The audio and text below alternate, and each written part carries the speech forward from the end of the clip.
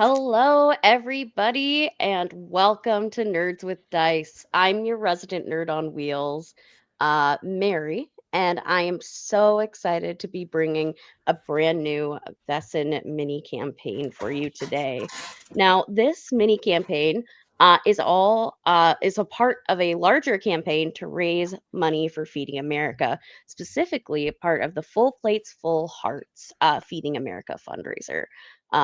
There is a lot of people out there struggling right now, and this is a time of year to help your fellow man out. So, all the donations are going to be going to Feeding America and helping people in need. So, without further ado, before we get into the twists and turns of Vesson, uh, let's meet our wonderful players for tonight. We're going to start with Ronan. Hello, I'm Graphical Rodin, illustrator, graphic designer. He/him. I'll be playing Connor MacArthur, a an athlete. Also he/him.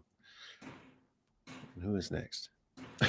That would be me. Hi, I'm Crimson Soul. I am an artist and I do a lot of actual play now. And I will be playing him. Sorry, and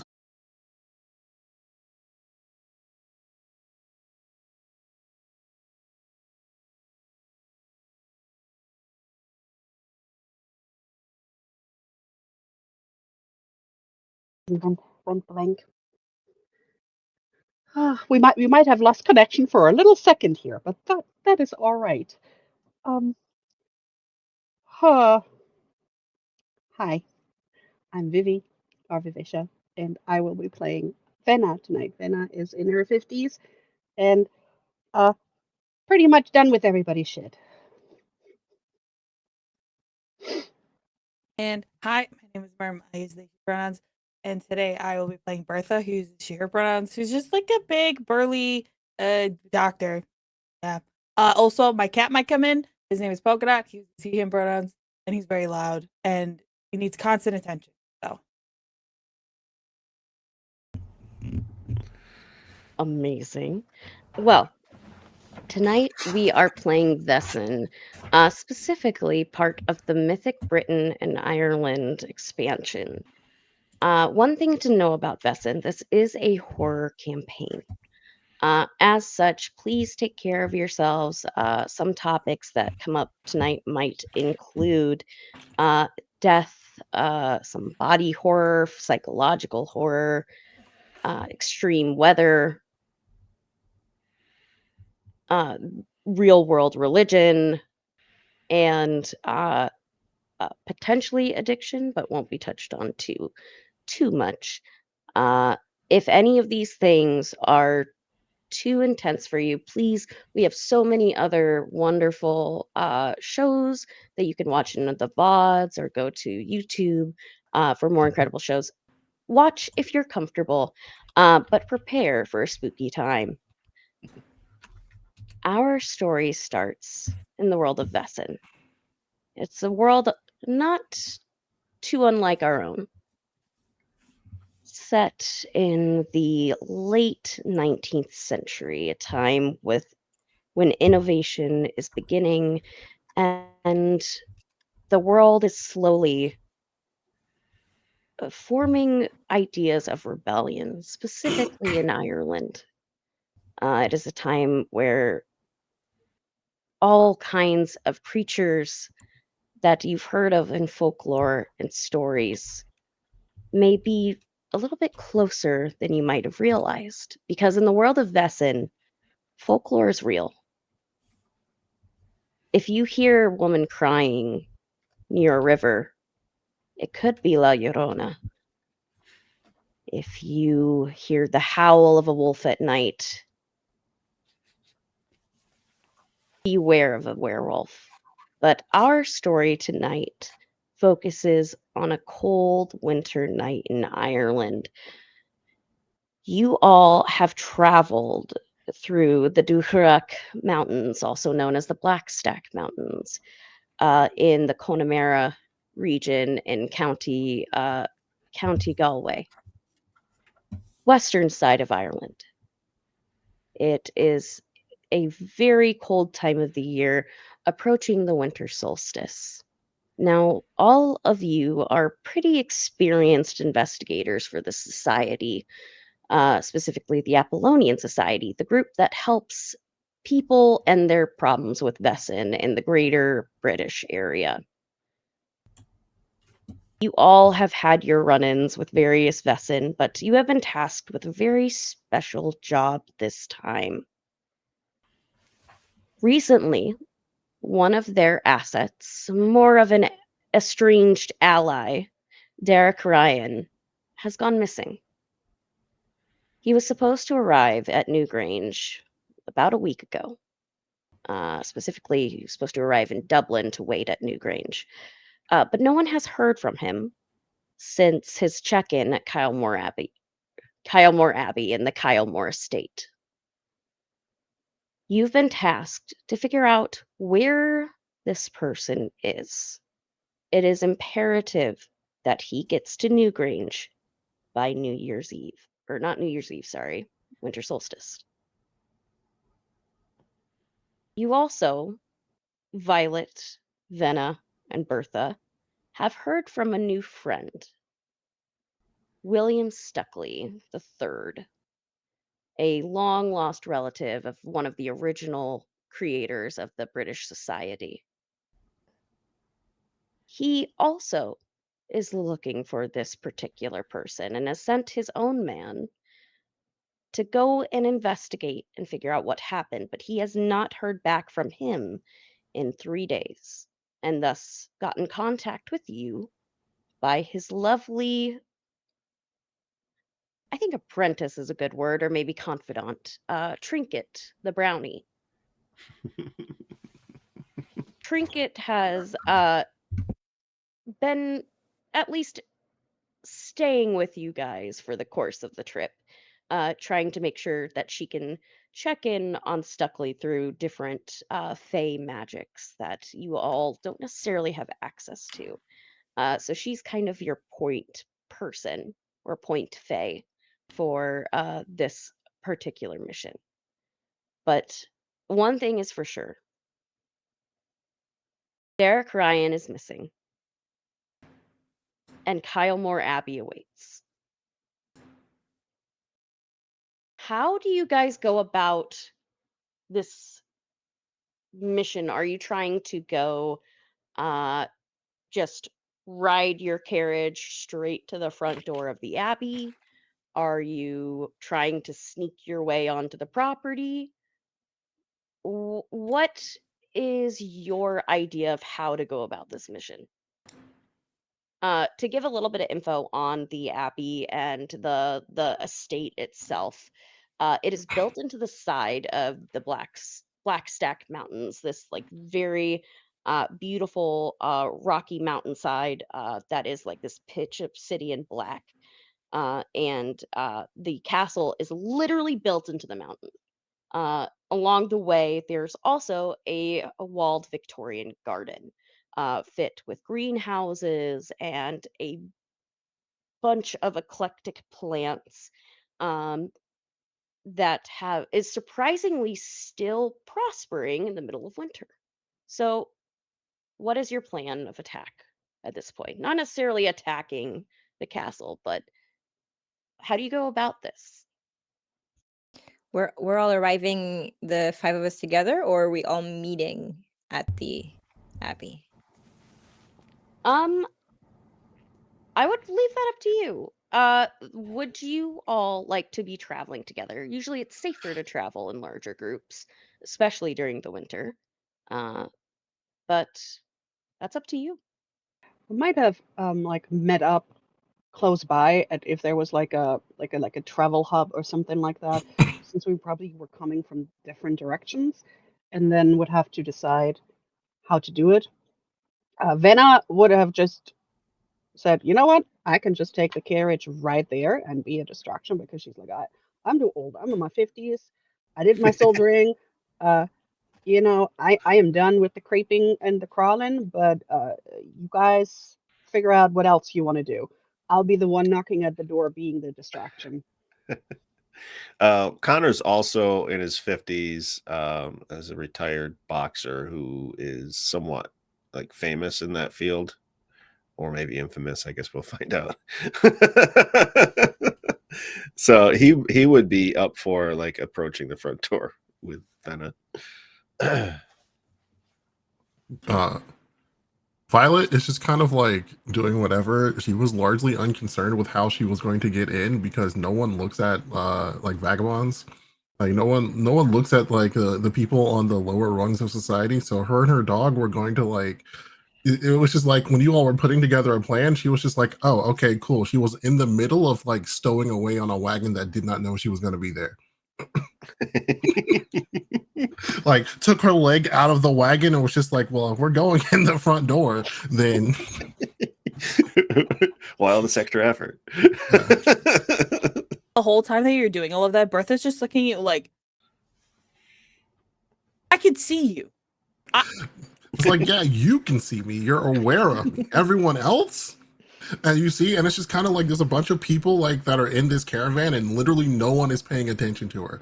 It's like it all works until I try to steal something. Puts her hand on like an apple or something, and someone's like, "Hey, you!" See,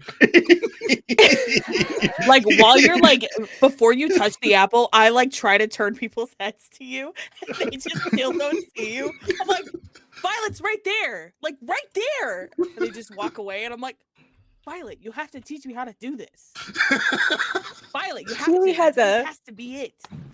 Keely has a little notebook that was already out because she was jotting down something that had just come to mind, but she flips to a blank page and just, that's fascinating. Taking down notes. it's just like if you really want the secret for how to do this, you have to sleep outside for 60 days straight.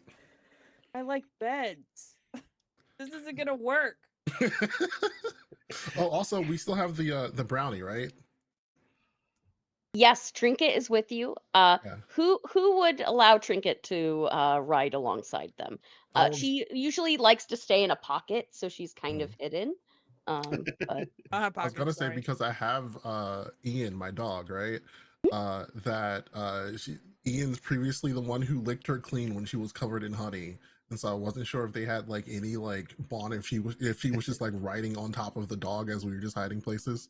you know, I think Oh. it's like a tense rivalry. Uh, like there can only be one cute little thing in this Mhm. world, and Trinket thinks she's it. Yeah, I think they have a tentative truce at this point. But it definitely like Trinket is given the eyes at the dog, like I'm watching you, like you can't eat me, okay? Well, Don't I get mean, if it's thinking the winter about that. time, I'm sure I have a coat pocket. She'd be more than welcome in. But it sounds like you guys want to arrive from the front door. So you have a carriage that has been provided for you from the society. Uh, you roll up to the castle. Now, one thing that is slightly odd is that this is Ireland. It is a place that is snowy, usually foggy and cold at this time of the year. Snow is usually falling, and is that green grass? As you approach the abbey and this large looming castle that's built into this mountainside, it is lush, as though it's a fine summer night. It's even a little bit balmy here. The temperature has even been risen ever so slightly. You don't feel that shiver of cold once the carriage door opens to allow you to get out. Instead, you're greeted with the scent of fresh cut grass and uh, herbs that have been recently picked, the scent of freshly cut fruit, and this scent of dirt that is just, in a way, calming. The nature of this area is well and alive somehow. Uh, as you all are getting out of the carriage, I guess who would get out first? I think Connor would get out first to hold the door for everybody else. Can you describe what your character looks like? As like, how do they get out of the carriage? And what do they He, look like? he is an old an old man, 51, but still very large, very powerfully built. His hair is gone mostly white by this point, and since he's no longer prize fighting on a regular basis, he's kind of let it grow long, with a beard. Uh, when he steps out of the carriage, there's a noticeable dip on the suspension on the one side he gets out of, and the whole thing like springs back up as his freight is taken off of it. Um, he's wearing pretty basic clothes, brown trousers and like a dark gray overcoat, which is feeling a little bit too much at the moment. But he steps out and he holds the door open for everyone else to file out. Who would come out next? I think Bertha would. Similar to the effect of Ronan, Bertha just carries around a really fucking heavy medical bag. So like it does the thing that Ronan did, but it's when Bertha like flings out their medical bag. um and Bertha is a tall woman, just over 6 feet, very bulky, brown hair, um, pale skin. Um, they're dressed like a doctor. They don't. They're not as. They don't get as cold as easily. So they're not wearing like a overcoat or anything. Just kind of doctor gear. I think Dr. Keeley, would have been sitting next to Bertha, so probably would have come out next. Keeley isn't very expressive, and so very silent, very subtle details are how you can tell how she feels about you. So there being another medical professional in the group, she would have a natural affinity to Bertha and would only really express that by wanting to sit directly next to her in the carriage. As she leaves, the carriage, she's about 5'7", maybe 5'7.5". She's got a long lanky build, but she's not slight. She has some some substance to her. She looks like she would be hard to knock over if you tried. um She's got medium brown skin and dark hair, almost black, like a dark black, not dark black, dark brown hair. Um, Textured hair that is braided back away from her face into a sort of chignon, a braided bun in the back. She wears decently uh fine clothing, nothing too expensive. She wears clothing that fits the station of a surgeon, as she is one. Sensible, warm. In fact, I think she may be loosening some sort of scarf or unbuttoning a jacket as she steps into this oddly warm environment. And she also has a doctor's bag with her, not quite as heavy as Bertha's, but it's one of those. I don't know if this makes sense in the era, but I'm seeing the kind of like the home visit kind of like bag with a snap on the top. She's got something Perfectly like fits that. the era. That's look, Oh, perf. some doctors have practices, but many doctors still make house calls at this time period. Mm, So absolutely. yeah, perfect. She does have a practice, but I think in that she is also carrying medical equipment with her. She has a medically appropriate bag. I'll say that like Violet comes out after, not wanting to be last, but also definitely not wanting to be first. Um, and so she and her dog step out of the carriage, and dissimilar to everyone else, the carriage just doesn't move at all. Just and a lot of like carrying the ways of how she just kind of leaves the place without really leaving behind a record of that she was there. she and her dog are very great at just kind of like filling into the margins and just like plop out the carriage immediately. Her dog runs around her like once or twice before just kind of like sitting down next to her. I don't think I ever mentioned before that that her dog Ian spelled the Irish way of EION is an Irish setter. So just like pops in right next to her. She is wearing a she has kind of like a loose like white shirt. Well, not like white, but it's like a very light color. Like a light brown shirt with like a um like she had, but like before, kind of just like a half cloak on top that she was wearing. It was about like up to her arms, just kind of to keep warm in general before she goes into like a full blanket later when she sleeps. She's got like a darker brown, like a heavy kind of like heavy cloth kind of pants she wears about as she goes everywhere. And she has a bag that has like a big cloth bag that has a lot of her like worldly possessions inside of it and a walking stick. um Walking, she's about 5'6". She's got like short cut black hair, not black hair, like brown hair and brown eyes. And the walking stick, since she's about 5'6", is probably like right up to like her chest level. I think that throughout this trip, Trinket has been taking turns of staying in both Connor and Violet's pocket. I think currently she's in Violet's just because she found an extra snack in one of your pockets that she has been munching on. Uh, but she quietly like settles down.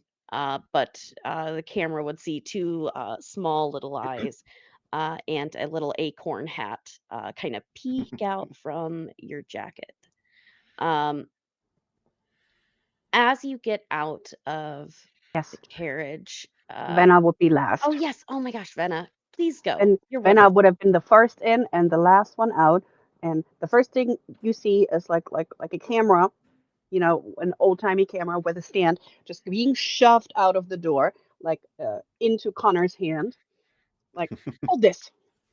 And then Venna will make herself out, and the first thing you would see is um like a really warm kind of fur edged wrap that she wears on top, and she would come out with her hair kind of messy pinned up. She's wearing an eye patch on her right eye. um she's kind of wearing out of fashion, kind of nicer high society clothes, more like a riding dress. It looks like a dress, but it has the separation on the bottom. She has a whole bunch of pockets that she put on there. Um, she has like like kind of a belt on, and she has like a book and some writing stuff in her lower back. And as she gets out, she also drags behind her like a little rolling suitcase almost, with like more books and more of her stuff. And yeah, she kind of comes out and it's like, huh, not as cold as I thought it would be. Nice, nice, good for my bones. All right, let's move out. I know. Slow, slow, slow. And she kind of like stalks towards the entry. And despite that she's 50 and probably kind of, arthritis in her knees, you can see in her bearing that she used to be a soldier. But yeah, she's very clearly an academic in this, maroon dress. And you can actually see a little blotches that she's using a, a color of ink that's almost the same as her dress, just a little darker. So you can see that she picked that dress practically so it wouldn't show so many of her ink stains.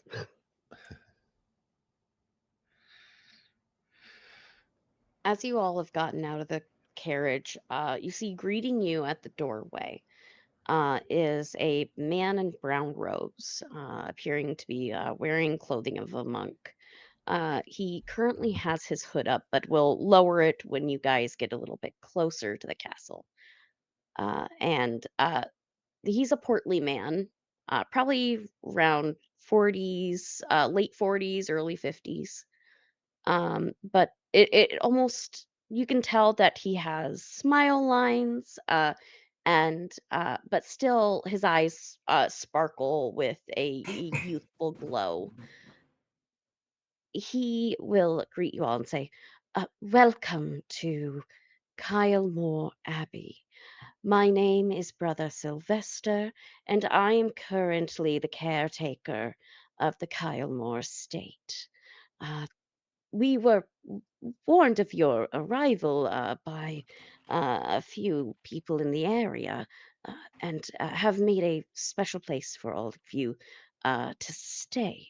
Where are my manners? My name is Brother Sylvester, and it is a pleasure to meet you all.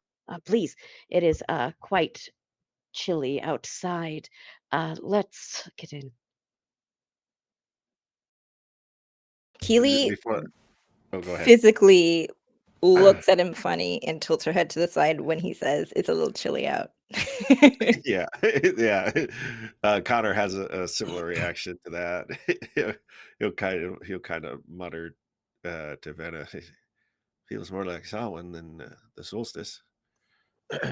Yeah, it should be much colder. My knees should be hurting right now. But then I guess maybe he's just used to all of it. Uh, Well, I'm not going let's to let the stretch our good legs. fortune start doing calisthenics.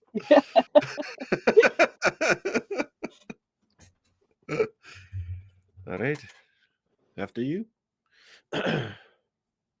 Uh, you are welcomed into the castle proper, and in the Discord, I shared a floor plan Oh, of the ground floor of the castle. Um, Inside, it is nice and toasty and warm. You can tell that many of the hearths in this place is well heated, as well as a good coal heated system throughout the house. Uh, this is a very grand hallway in a very large castle. You've all heard of the Kylemore estate, specifically built by Mitchell Henry as a gift to his wife. This castle was supposed to be a symbol of their love. Unfortunately, 4 years after it was built, Margaret, his wife, passed away. And the castle hasn't been the same since. Well, slowly and slowly, Mitchell has spent less time in the castle. And there have been rumors that he is looking to sell it. Um, as the monk ushers you in and takes your coats to hang in the coat closet, uh, there is a grand hallway with portraits and vases kind of lining the way. It is incredibly dusty, and you can see that there's still some furniture, such as like some chairs, that have still been covered with white sheets. Uh, as you guys settle in, is there anything you would like to do?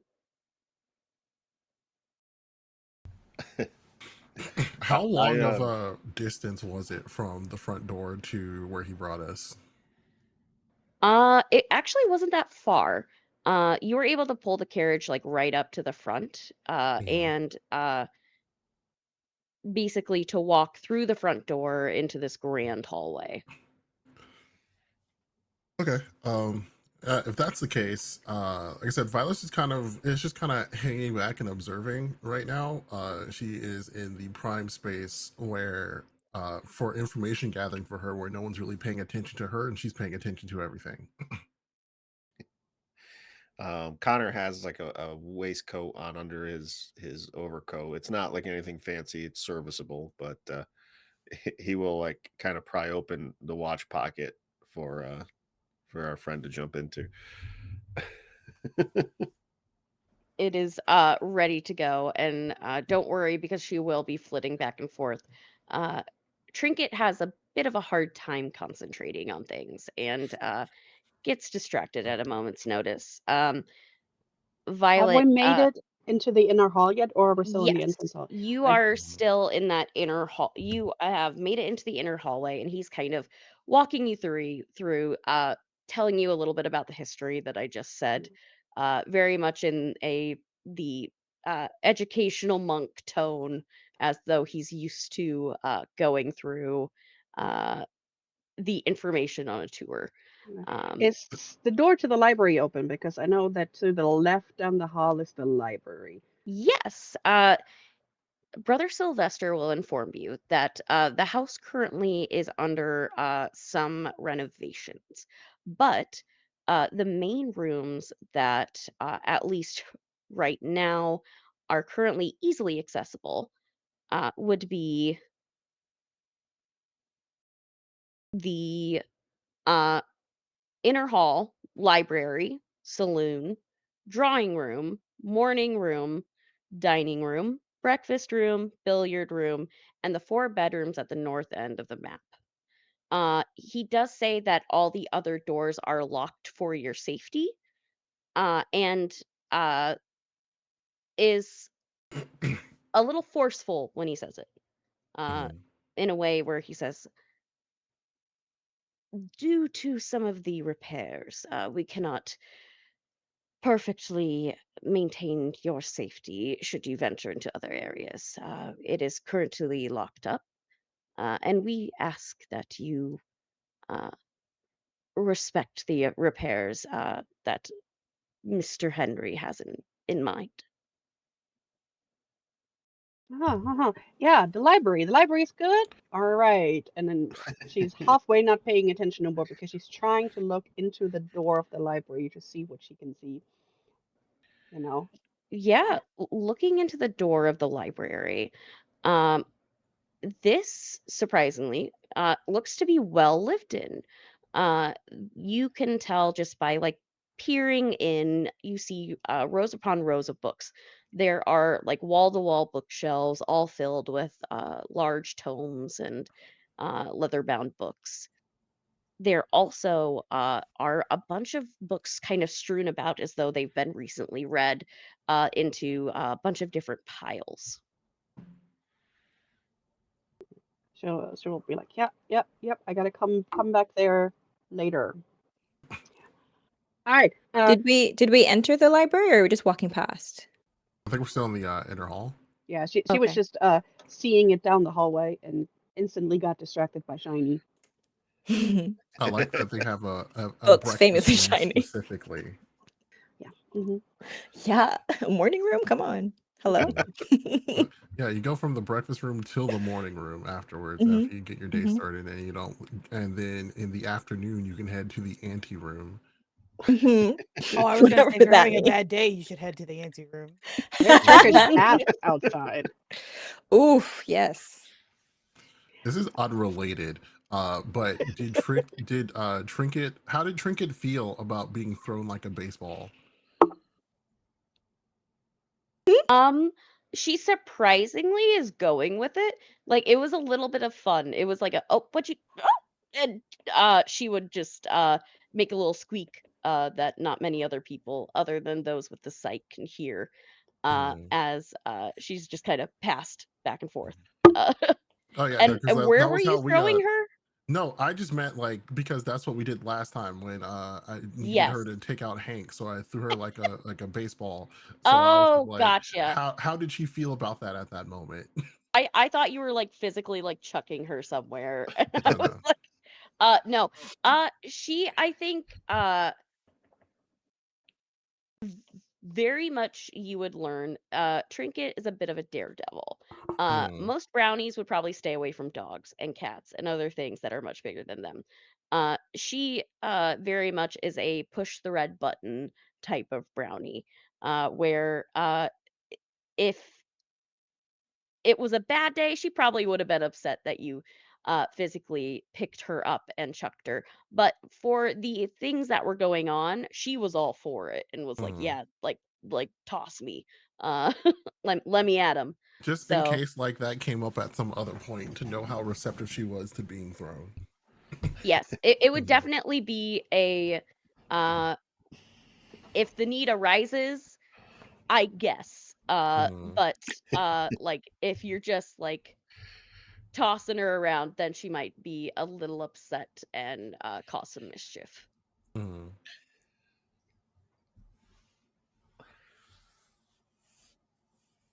Yeah, so Brother Sylvester, he gave us that speech about how there are rooms that if the doors are locked, we should respect that.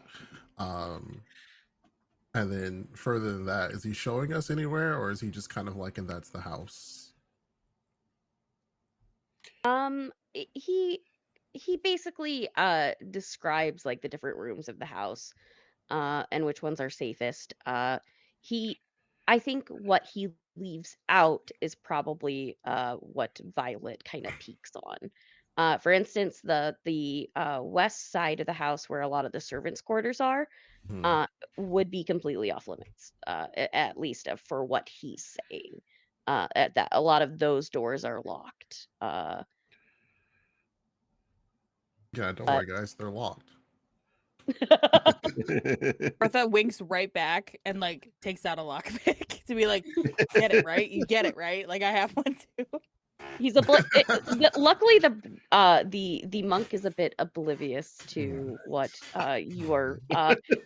your subtle communication and Subtle's the word, yeah. I'm so subtle. Yeah. and then kind of will say it must have been quite the journey getting from all the way from Dublin, I assume, and we usually eat uh, about 2 hours from now, actually, if you would like to join us. There are uh, four of us in total that are taking care of the castle. And then, of course, the gardener, head gardener, and his wife live over at the Victorian Walled Gardens. All these rooms for 5 people. Oh, well, at one point, it was for the Henrys and their family. Uh, the castle has 36 bedrooms in total. The lower level that we're on currently is the one that has been the best taken care of. Unfortunately, after Mrs. Henry passed, the upkeep on the castle was not kept up quite to the level that it needed to be. As such, we mainly keep to the ground floor. But yes, it is quite a few rooms, and the nuns and my other uh, brother have some ideas for possibly starting a schoolhouse or something with this much space. Makes sense. Makes sense. Would you mind showing us to our room so we can put all our stuff down? Yes, of course. And he will usher you going through uh, back to the very back of the building. Towards that, there is like a quadrant where there are like four bedrooms, like in a off shaped, like the very north side of it. Those are the bedrooms that he escorts you to. Basically, having you guys go through. You would walk through the staircase hall, the saloon, the ante room, and then pass by the cold storage or the store doors that lead to the servants' quarters, up a variety of staircases until you get to the bedrooms. And there are four bedrooms. However, you decide to uh, spread out, those are the ones that he has available for you now. And I would Keely. Oh, go absolutely ahead. take one for herself, one of the smaller ones. Like, Oh yeah, Keely also definitely beelines. She doesn't mind being around other people, but her muscle memory just goes, "Oh, a room for me? Fine," goes right into it. And as she's walking through, wherever she finds any molding or any furniture, any surface that has dust, she just sort of absentmindedly, not judgmentally, but she drags a finger through the dust and kind of like observes it. And she is paying keen attention to the internal architecture as they're moving through. Well, let's do a quick first roll of the game. So, to give a bit of a background on how Vaesen works, it is a D6 dice pool system where you have a skill and an attribute, and you add those two numbers together. That's how many D6s you roll. 1 6, for the most part, is all you need. You get a 6, you succeed. On a failure, it depends. Sometimes it can be damaging to yourself, other times you just miss out on information. But with all games, we always fail forward. So, if you uh, could you make me an observation? And I will use logic for you, because this Oh. is not so much as observing human behavior, but of Mhm. the subtle house changes. Wonderful. So I have a 5 in logic, big brain, and a 1 in observation. So that's going to be 6 dice. I'm going to use these big boys. Did I do that math properly? That's 6, right? Yeah, 5 plus 1 is 6. And I have 6 dice right here. Okay, first roll, let's go! That's 1 success. One success is all you need. So, Okay. as you are walking through some of these rooms, one thing would clearly uh, pique Keely's interest in that it seems like when you're looking at the different objects in the room, like specifically like the billiard room, for instance, as you walk Mhm. through it, and he kind of points out some of the different artworks, it appears as though there's something off with the decorations, as though something is missing. Um, the one thing that you would notice, like peculiarly, and other similarities as going through the house, is that very what could be experienced as like not necessarily the easiest thing to miss, those kind of items are missing. Such as there is a one of the crystal decanters is missing, and you see a square of dust that where the object had Hmm. been, that now it is not. That is actually a more clear area with a thicker dust around it. You see on some of the walls, it appears there are paintings that are missing, and there is a subtle sun damage change to it. But there are little subtle things, not the most expensive things in the room, but things that would be, I would say, a moderate price are the ones that are missing. Interesting. This is a slightly unrelated question. On the way to these rooms, will we have noticed any of the servants?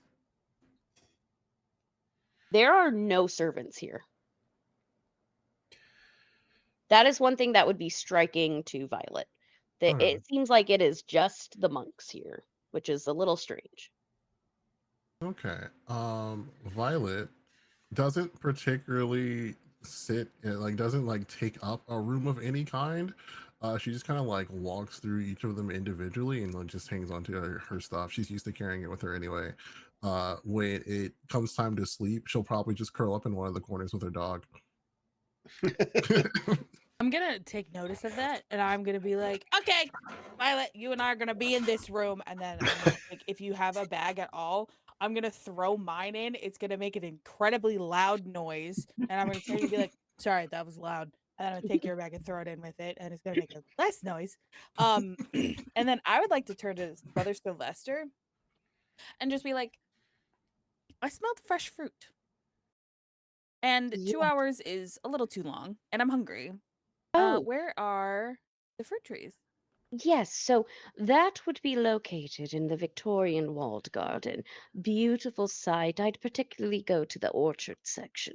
And he actually will get out a piece of paper and a bit of charcoal and draw out the image of what the map of the garden. It is a beautiful sight, even in the night, to go and look at. We do have lanterns should you need it for light, and there are some built-in lighting that we have had the ability to set up. Some new inventions, Mr. Henry said. What time of day is it? It is evening. It is like it's not quite completely dark yet. It's probably around that sunset point. Okay, so we don't have like any daylight left, basically. Yeah, it's getting like you are running out of daylight at this point. Okay. Yeah, I'll take the map. And Mhm. just kind of put it in my pocket for later. And the map of the garden is also linked in that combo of maps that I sent out, as well as the entire estate grounds. Mary, I have an idea of something that I would like to do, but I'm not quite sure if you're going to let me. So we have the camera that lets us gain knowledge about like places and stuff. But since we probably don't want to carry that with us, Venna would like to drag Connor outside and take pictures of like the grounds from where they are. If I look at the map, it would just go back down the steps, and it seems like there might be a door. Um, and just take some pictures from the outside and of the grounds and see if that will give us a maybe a bonus later when we're trying to figure things out. Absolutely, you can do that. All right. And if I am remembering of cameras around the 1890s, they're a little bit less unwieldy than the ones in the 1850s. Yeah, but she would totally, because she gave it to Connor. Connor is carrying it. She would just drop the rest of her stuff and then say, Connor, let's head outside and let's take a couple pictures before the golden light is gone. Lead the way. You can tell she was an officer. So actually, the camera you would have that you could have bought was there is the brand new Kodak camera that basically was a press the button and you leave it to the experts. You could also have one that had the glass plate that you'd have to develop yourself. Hmm. But these don't necessarily have to have like where like the giant Yeah. camera set up and you have to wait forever. These are a little bit easier to use. But you can absolutely get some outdoor pictures taken. Um, as you where are you doing it like surrounding the house? Like what's your plan to take Yeah. pictures? In her military mind, she would say, yeah, we have a map, but she would like to take like pictures of, um, you know, kind of the lay of the land and the outside of the house. Like not not like we're not walking all around the house. Just mostly if you look at the map, probably the right side, like from like from where their window is, or towards the orchard, and maybe a little further, just so that maybe later on, if we have to plan something and do something in the dark, we have some pictures that we can plan better, instead of just looking at the map where there's no ditches or broken stuff on it. Absolutely. So like as you're taking like of the surroundings of the estate, um, go ahead and give me a vigilance logic roll. Vigilance. All right. And Vigilance is so as you're rolling that, Venna and Connor are doing that. What is Keely, Bertha, and Violet doing at this point? Because the brothers kind of left you to your devices. He's given you the rules of the house. You are free to go about wherever you wish. Um, what were the? Did you give us the rooms that were unlocked, or did you give us the rooms that were locked? I gave you the rooms that were unlocked, because technically there are more rooms that are locked than unlocked. Mhm. Um, I feel like Violet wants to kind of just like wander and just kind of like people watch to see like what does and doesn't look like it's wrong. But just because it's such a big place, there's not really there's not anything that super sticks out. Her like secondary goal was to try to see if there were any servants and to kind of like blend in with them to see if she could get any information off of this. But there are no servants, and it's a lot harder for her to pass as a monk. So I guess she would try to just like follow the comings and goings of the monks. So which direction did Brother Sylvester go? Brother Sylvester headed out of the bedroom area and said that he was going to go tend to the seedlings in the day room. And how many monks like Brother Sylvester have we seen since we've been in here? Just kind of like roughly.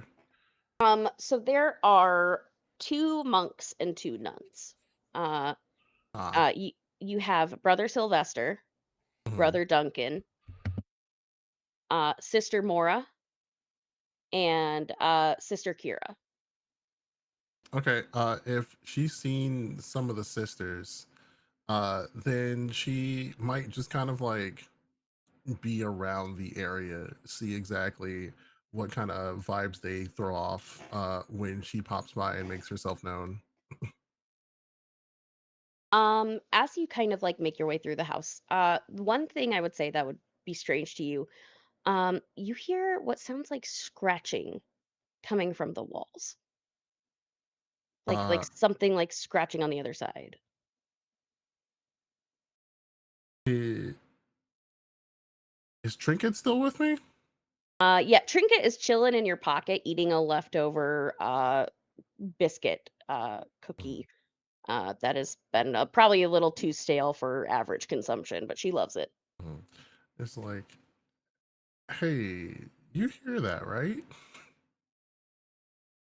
Yeah, I mean, it's really loud, I guess. Gosh, it's everything is out of sorts here. It's driving me crazy. And she's like almost like stress eating the biscuit, Mhm. really trying not to. One thing you would know about Trinket, if there is something that is off or out of place, it drives brownies crazy. They like have to fix it. It is almost like a compulsion for them. Mhm. So this is a dirty house, a dusty house, and things are not properly kept.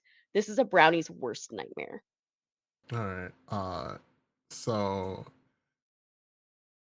Violet looks around and sees that there's a vent or like anything that theoretically Trinket could fit into to see if there's what's on the other side in the room that we're hearing this scratching from. Yeah, there would be a vent that you would be able to like from your bedroom to some of the other servant bedrooms. Absolutely. Um, Uh Looks at Trinket, goes, "Hey, do you want to go exploring?"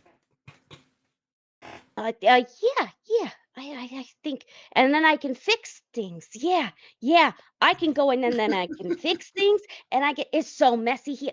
Have they ever seen a duster? Did they not know how? Do they not teach? Do they teach humans how to dust no more? He goes, "Okay, so how about this? How about instead of fixing, you go and you see what's on the other side and you come back, and then if when you come back, I'll have a better mess for you to fix." In fact, she goes and she grabs, like in the bedroom that we're in right now, she grabs a book from there, and she folds the corners of 2 pages and then closes it. Oh, you see like a shudder in Trinket. Mhm. Okay, okay, okay. So, and Remember. remember, if you get distracted, I'm going to fold more pages, and Oh then she God. folds a third page. And you see her like scurry climbing up the wall to go through the vent, and she disappears for a while.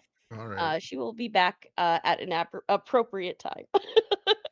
Violet's gonna sit there with the book, and like maybe just like as a joke, fold one more page, but like not really do anything else. Sounds great. To go back to Venna, what did you roll for your vigilance? I just double checking. I'm rolling my logic plus my vigilance, right? Yep, All right. So yes, I rolled 7 dice and I got 1 success. one success is all you need. Uh, you are taking these pictures, and of course, like to see any of like the supernatural things that the camera can pick up, that will have to be developed later in your room. You have the supplies for that, so no worries on that front. But as you kind of are taking pictures, what you would notice is that the northwest side of the house, the windows are completely boarded up. It looks as though that the shutters have been nailed shut. And you can tell that there's probably been some sort of like a quick fix of sorts for it to be nailed shut. But every single window on that northwest side all the shutters are nailed shut. Mm. The second thing you would notice is as you're walking the grounds, you can kind of see that there definitely is a radius. As you get further away from the castle and the estate itself, uh, the ground begins to shrivel. And almost in an extreme, the furthest away, like if you would take a few, walk a few feet and check it out, um, things that weren't like directly within, like I would say, like 15 feet of the castle to 20 feet of the castle, begin to shrivel and die. The ground is a dusty gray dirt. The flowers that would have grown here have shriveled, and if you would touch one, it would completely disintegrate into powder. So she would definitely like tell Connor to stand pretty much at the line and say, pose, have a reason to take of it, you know. And then she will take a picture so that you can see where it like with the you know the gradient basically, but with a we're taking a picture of Connor, right? Yeah. And And when you say pose, he instinctively goes into like his fight promo, like the. yeah, and then she'll probably take a handkerchief and just like grab one of the plants that will crumble in it and just put it in her pocket. And once they're done, Cat, um, yeah, like probably go back inside so she can develop, you know, and hand over the what's the word, the sample to Dr. Queeley and say, and basically say, you know what? After about 15 feet, things start to wither and die. So, and this one died. I touched it and it crumbled. Can you see how that happened? Sorry, you said she brings it to Keeley, to Dr. Keeley. Oh, Because I she knows that she got that chemical set and you do shit like that. yeah. So Is so it she brought her sturdy a enough for? handkerchief full of crumbled plant. Ah, I I would don't say think Oh, go ahead. that for story wise, I think Venna, as an academic, you're used to kind of like trying to preserve it, so you would be Mm, able to find a way to um, get part of the plant that wasn't fully crumbled apart to okay, give Keely, no problem. but Um, still almost did, I would say.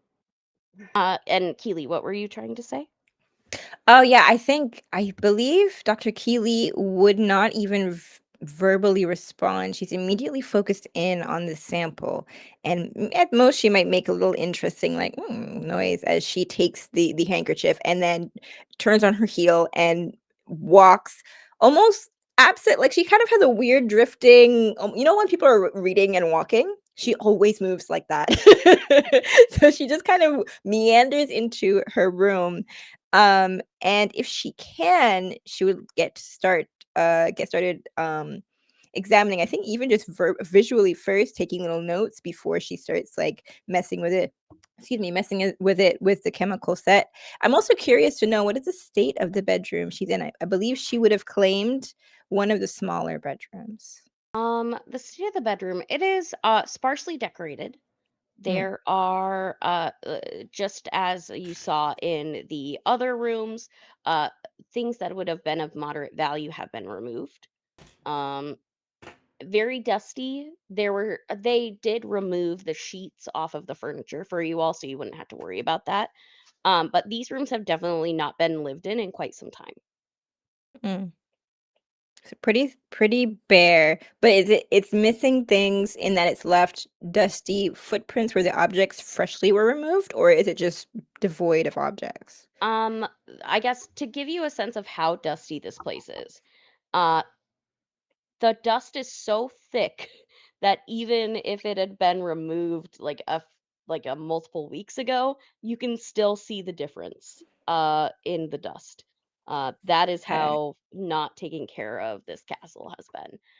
Surprisingly, though, your rooms and the other investigators would also notice this. Um, they seem in proper shape. And you would also know the castle had only been built about 20 years ago.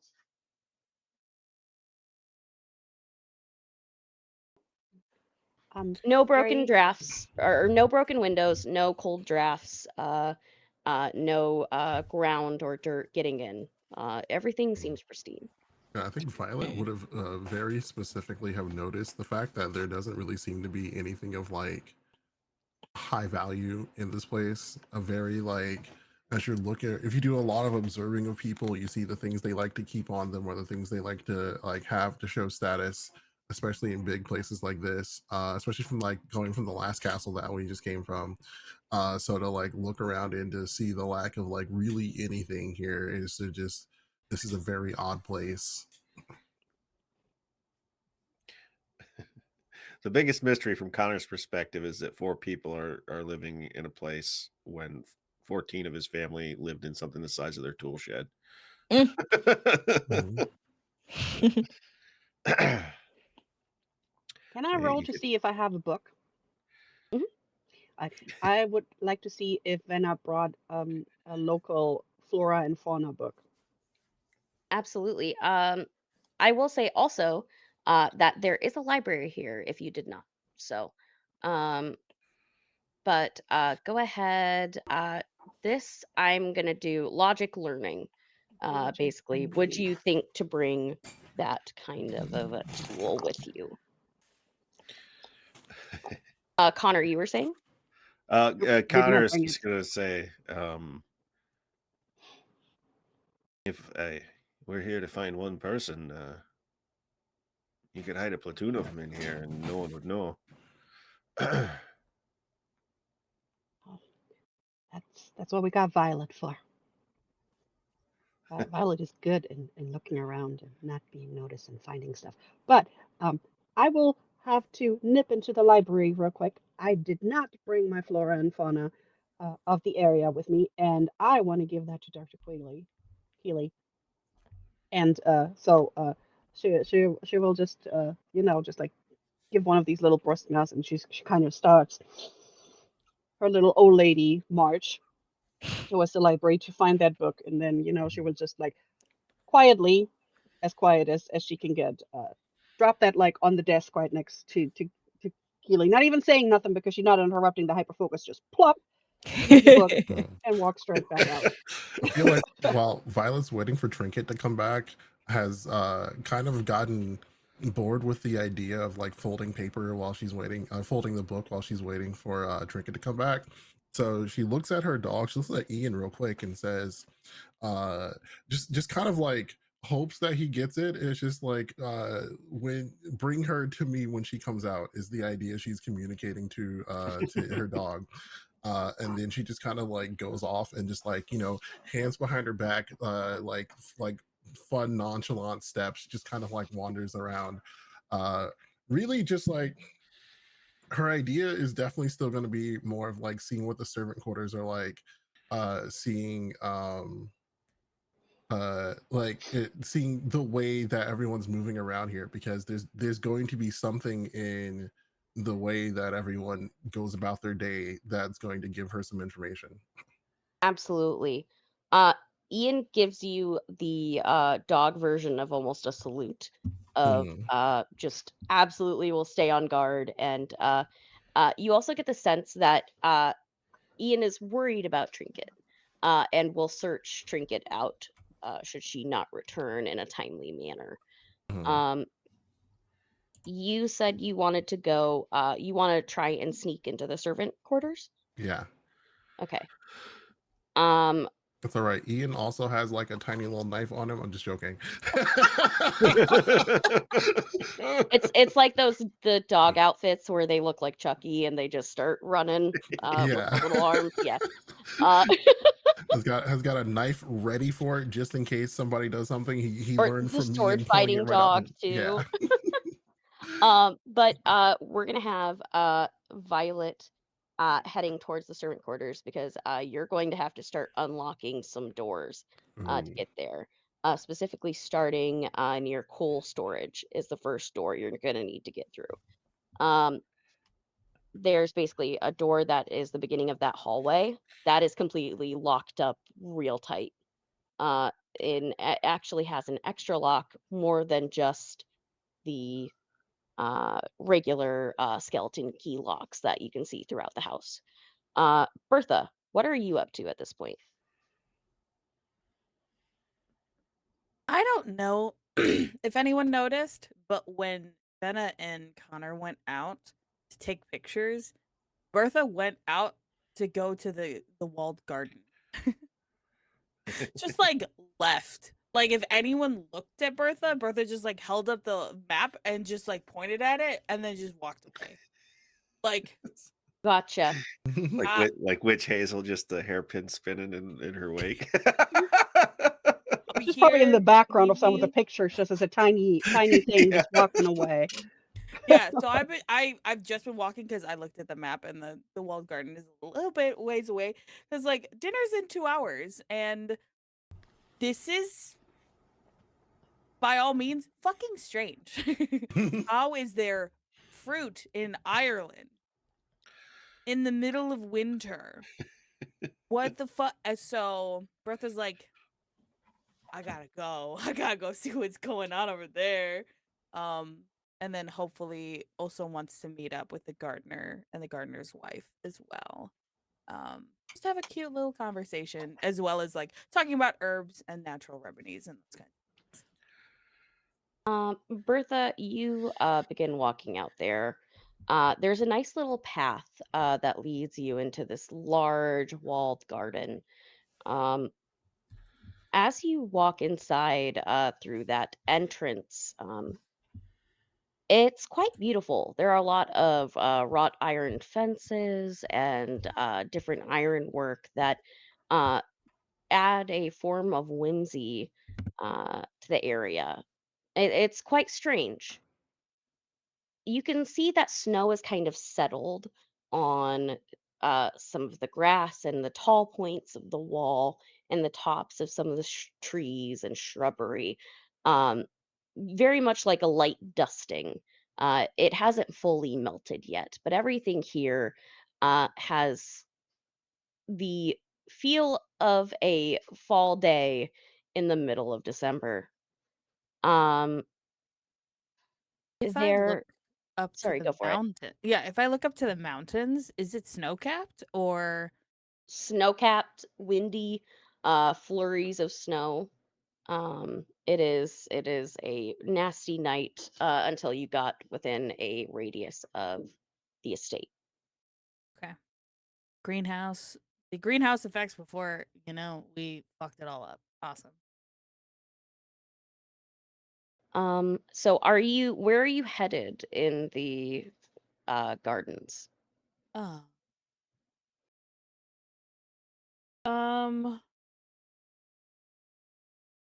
I think I would go right to the herb garden. Yeah, like the west side. Uh, Okay. to- yeah. You head towards that. As you're walking through, there are many beautiful paths that have been very well taken care of. Many of the plants, just like as you're like passing by, not really like paying too much attention, they seem bright and full of life. Flowers are in full bloom, even at night. The air kind of has that feel of uh, just it feels fresh here. Everything feels alive. Um, as you make your way further towards that herb garden, you see that this area is filled with plenty of herbs from ranging from medicinal to things used for food. And go ahead and give me a I would say this would be vigilance and logic check. Okay. I have a 0 in vigilance. So that's 4. So I'm hoping my dice will be nice this campaign. I dropped one because that's my MO. That's 1 success. Let's go. That's all you need. Uh, for one success, as you are scanning the herbs, you're like, okay, this one is used for clotting blood. This one is used to add a really nice taste to your food. That's poisonous. That's really, and you see that like in that area, that section of the herb garden, there is a section purely devoted to poisons. You see belladonna, a bunch of variety of different ones, including some that would be a rarer find. Um, would you like to look more closely at that, or Question before I look closely at that. yes, Are any of these not from the island? yes. So they've been Uh, transported and they're thriving. mhm. Okay. Um I want to I want to observe closer and like see what I'm looking at, but I want to be on the border between the poisonous section of the herb garden and whatever is right next to it. You see that they have some basil plants that are kind of like bordering the herb garden, the that section, as And almost like that's the there's only a place that the basil is.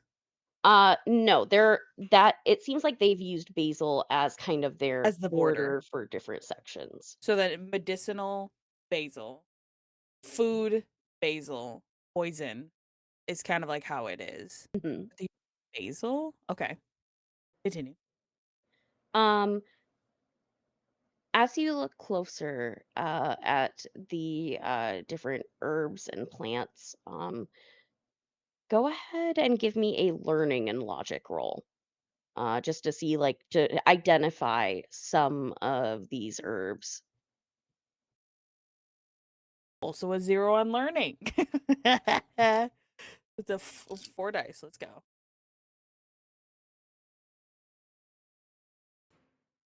I did this in my old Power Rangers game and I dropped another dice. That is 0 successes. It's hard to place. There are a lot of strange plants here, things that you wouldn't necessarily have the uh, most experience with. If you would like, uh, you could probably pick some of it and bring it to the others to check. I would first like to check the area around me. Oh, okay. If the gardener or the gardener's wife is around. Yeah, go ahead and give a this would be another vigilance learning roll. Okay.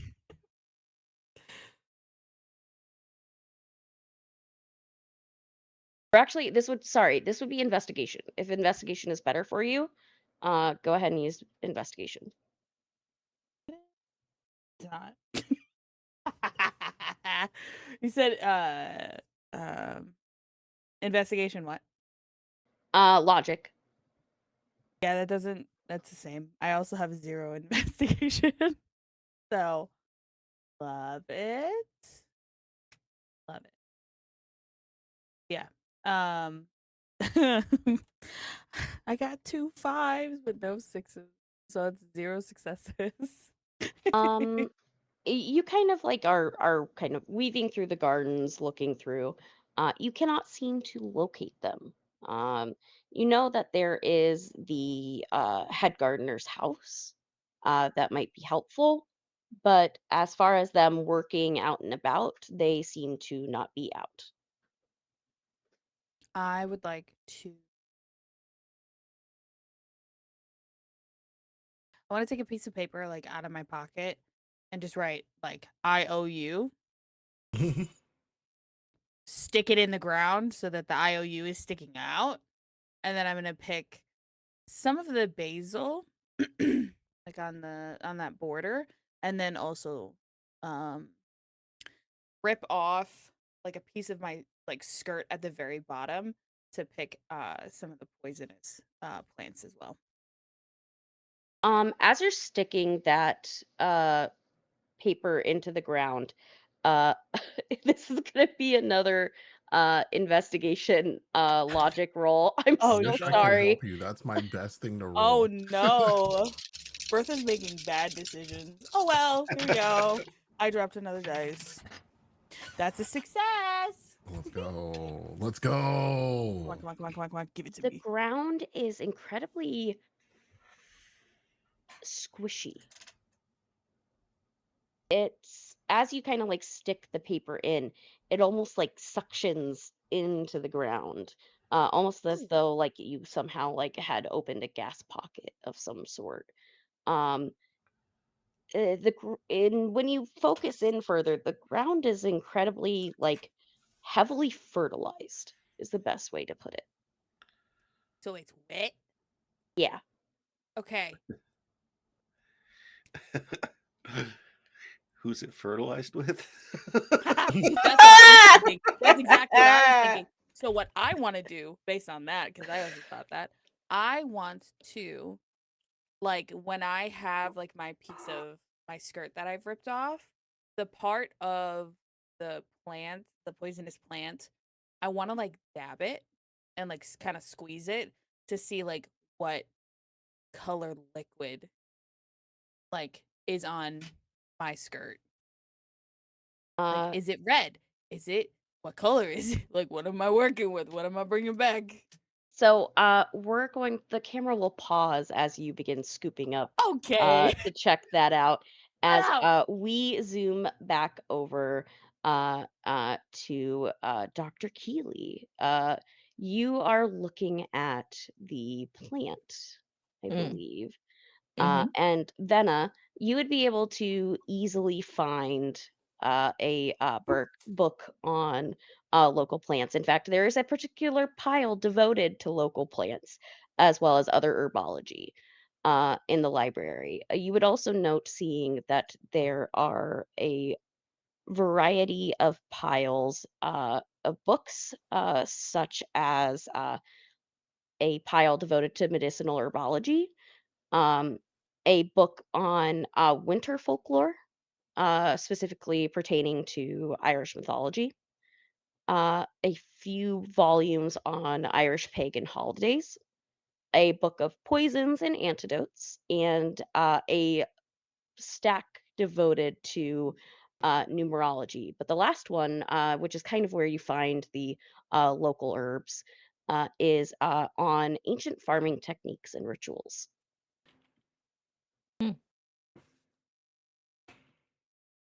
Which book got flomped down next to Keeley?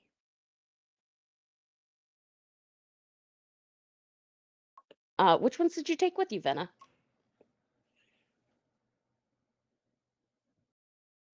Oh, you're muted. Oh. There you go. It's a book called How I Did It. The Vaesen story. I'm not sure. Falling a blank. Let's be honest. Maybe we roll a die and then whatever number that is. How many books is there? There's a variety. Oh. There's a lot. So, Like in the you list would that I don't remember how many you listed just now. you would be able to take like a stack of like a general book from each of Ooh. these piles if you wish. I think Keeley would have been particularly drawn to the farming rituals book. I don't know if she would have reached for book immediately, though. I think she's more keyed in the results of whatever, because I know that her chemical set is not really used for this particular kind of thing, but that is what she's using, correct? To try to figure out what's up with this plant. What I did think she it would be find the out? thing that best applies. Okay. Yeah, what is she is that something I roll for? Yes. So if Okay. I'm remembering, what bonus does your chemistry set give you? It just gives a +1. But I think it only gives a +1. The use is to determine the cause of death with investigation. Is that the only time it uses it gives a Gotcha. +1? So investigation is the main skill it helps with. Okay. So for this, you get an added die because you're using your chemistry set. And Okay. we're kind of expanding it to that you can, yes, you can use this to figure out time of death, but you can also use it to kind of figure Like out, cause of death for the plant? yeah, even cause of death for the plant. That would be perfect. Ooh. So go ahead and roll the investigation logic. Investigation logic. That's 6 dice. Yes. Okay, I 1, love this like CSI 2. Miami thing you got going on. Just outlining around the plant, just being like, "Oh, what do we got here? Tell me, Horatio." She's so locked in on this plant. All right, rolling 7 die. Come on, somebody give me a 1 success! Let's Yay! go. One success is all you need.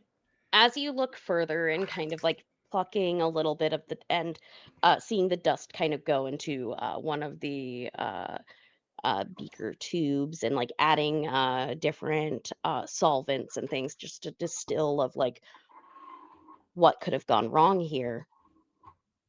Um, it has been completely sapped of energy, meaning like all of its food source gone, light sources gone. It almost can't even receive the light in order to do photosynthesis. It Hmm. effectively, the way that this plant died was by basically being sucked dry of Hmm. all life. Interesting. And then if you can remind me what is in that stack of books. Yes, so the stack of books, there is a medical herbology book, um, Mhm. a book on winter Irish mythology. Mhm. There are a few volumes of Irish pagan holidays, a book of poisons and antidotes, numerology, and a book on ancient farming techniques and rituals. Yeah, I think she still wants to look in that farming techniques and rituals book. Um, it's what are you looking for exactly? I don't know if she knows. I think she just in moving through the space, coming through those like it's the Black Stack Mountains, right? And it was awfully cold. And then as we neared, it got warmer and so much more the smell of the verdant air, the herbaceous and fruity and everything. I think she's suspicious seeing that this plant has been sucked dry of life. She's gonna look for any way, like, is there a ritual that manipulates the flow of energy from one locale to another? Like, can you concentrate the plant life uh to where you want it to be so that your crops are better than the nature around it? Flipping through this book and like skimming through trying to find the information,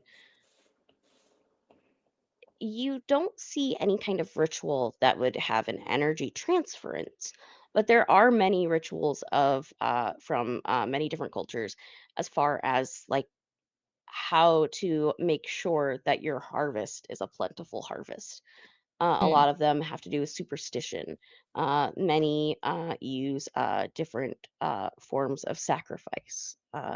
Even some cultures of how to call the rain when it's in the middle of a drought. A lot of this is a lot of folklore and mm, how it pertains to farming.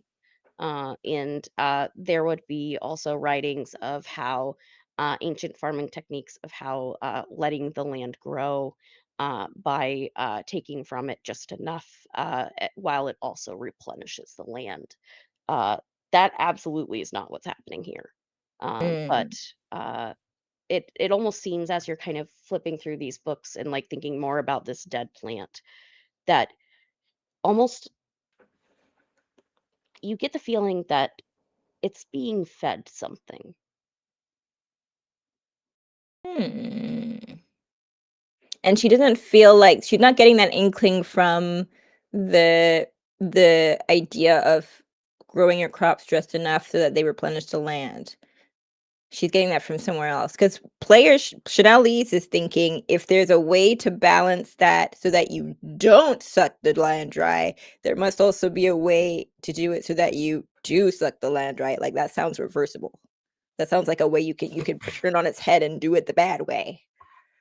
Yeah, I mean, like, so basically, at least that is kind of what is happening, is that Right. it is kind of they are doing it the bad way. They are Oh. fully taking from other things, but it is what is strange and what would point out in your brain of like the logically thinking of like, okay, what if you would uh if you could redo it and instead of spreading it through the land to replenish, to just take it out, it has to come from somewhere. And usually there's some Mm. sort of a, uh, for instance, like it would talk about different English farming techniques that they would have to add nutrients to the ground. They'd have to add uh, pesticides. They'd have to add these different things because of how much they took away to like make Mm. the fields and make these things. So you feel like there's like a twofold thing going on, that not only is this land siphoning those around it, uh, but there has to be some sort of catalyst here that is causing this to happen. Like it couldn't just happen naturally on its own or just with a specific ritual. This is something that would have to keep happening. Like it wouldn't be a one off, boom, you're done. This would be something that would have to be kept up with. Mm. And we're here because this is the last play. Like, Derek Ryan was sent here to solve this problem and disappeared. He was stopping here on his travels to get to Dublin. Okay. Supposedly, at least from what you would know, he probably came in through Galway on the west coast, and there is a straight shot road that can take you uh, through County Galway all the way to the east side of the island where Dublin is. And Dublin is very close to the Newgrange burial mound where he is supposed to go on with Okay. Solstice. So we kind of like stopped in to sleep here and then just Hmm. Was okay. never seen again. And is anyone in the room with like is Venice still here in the room with Keely? Okay. She would have like brought the books and walked back out, not wanting to Mm. interrupt, Well, and then probably then I went to think get to do like her own research on like the area and mm, if there's any specific creature myths around here, stuff like right. that. I think then Keely's next objective is to leave the room and find somebody to speak to. I think she would be kind of hoping to run into Sylvester, but is content with anybody that she thinks like she wants to go ask some questions about the death of the lady of the house. So now she's left the plant alone. She's folded the kerchief over and like kind of arranged the stack of books so it's like behind that, so it's not easily seen if someone just walks into the room to like I don't know clean or something, like I don't know. But now she's got her little notebook in hand, her little commonplace book, and her pen, and she's marching around trying to find somebody to interrogate. Um, Violet, you are trying to get into a room you're not supposed to be in currently, correct? So correct. All That's how right. we So summon first off, Sylvester. can you roll me a stealth precision stealth roll to sneak through the house? Yeah, sure. Uh, that unfortunately came back with no successes. Okay, cool. So you make it to the door, and you see that there are two locks. There's one that looks to be like an actual padlock and a skeleton key lock that you're gonna Hmm. need to get through.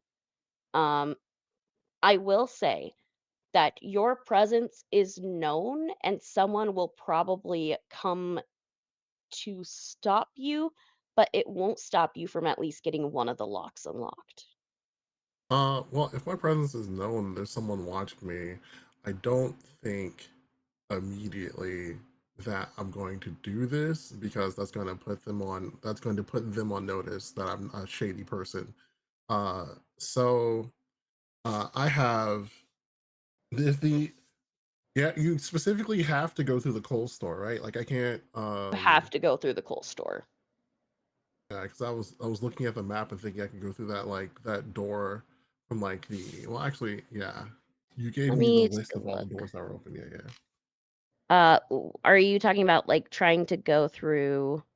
Like rerouting another way, but you gave me the list of the all the rooms that were unlocked, and the one that I'm looking at is not on that list. So What's the name of the room? Just so I can. There's a lot of rooms at this cool. house. So I was looking like going in from like the ante room, right on top of the saloon hall, and just like straight shotting it Yes. that way.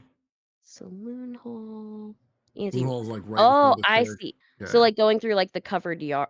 Well, I know, like just the straight shot, like underneath the billiard room, you have that long ass hallway, and then I oh, the would take a serving left room. to I the see. serving hall. So, the serving room is actually a bit different. This is basically where they would prepare meals to be brought out into the dining room. The servant quarters that I'm talking about is that top left side where all the bedrooms are listed. Where you have the school room, the that is like the area that's fully blocked off. Oh, okay. All right, cool. You might be able to find a way around So yeah, now I see what you're talking about as far as just like that's the room for there. Yeah, and that is the only way in from the coal store. yes, the coal store is like the main way to get there. Um,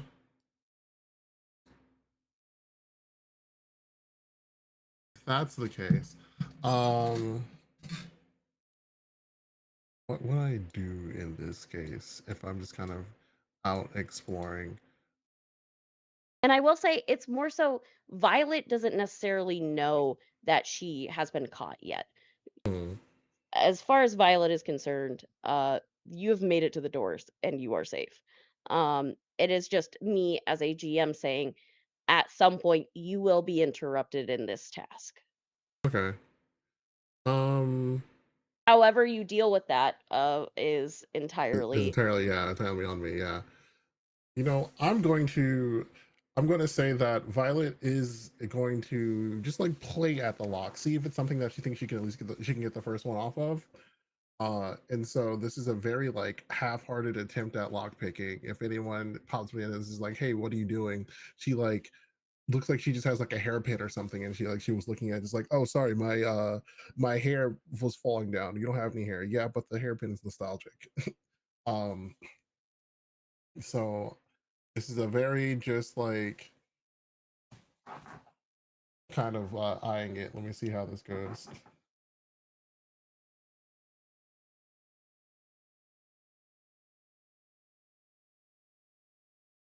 Wait.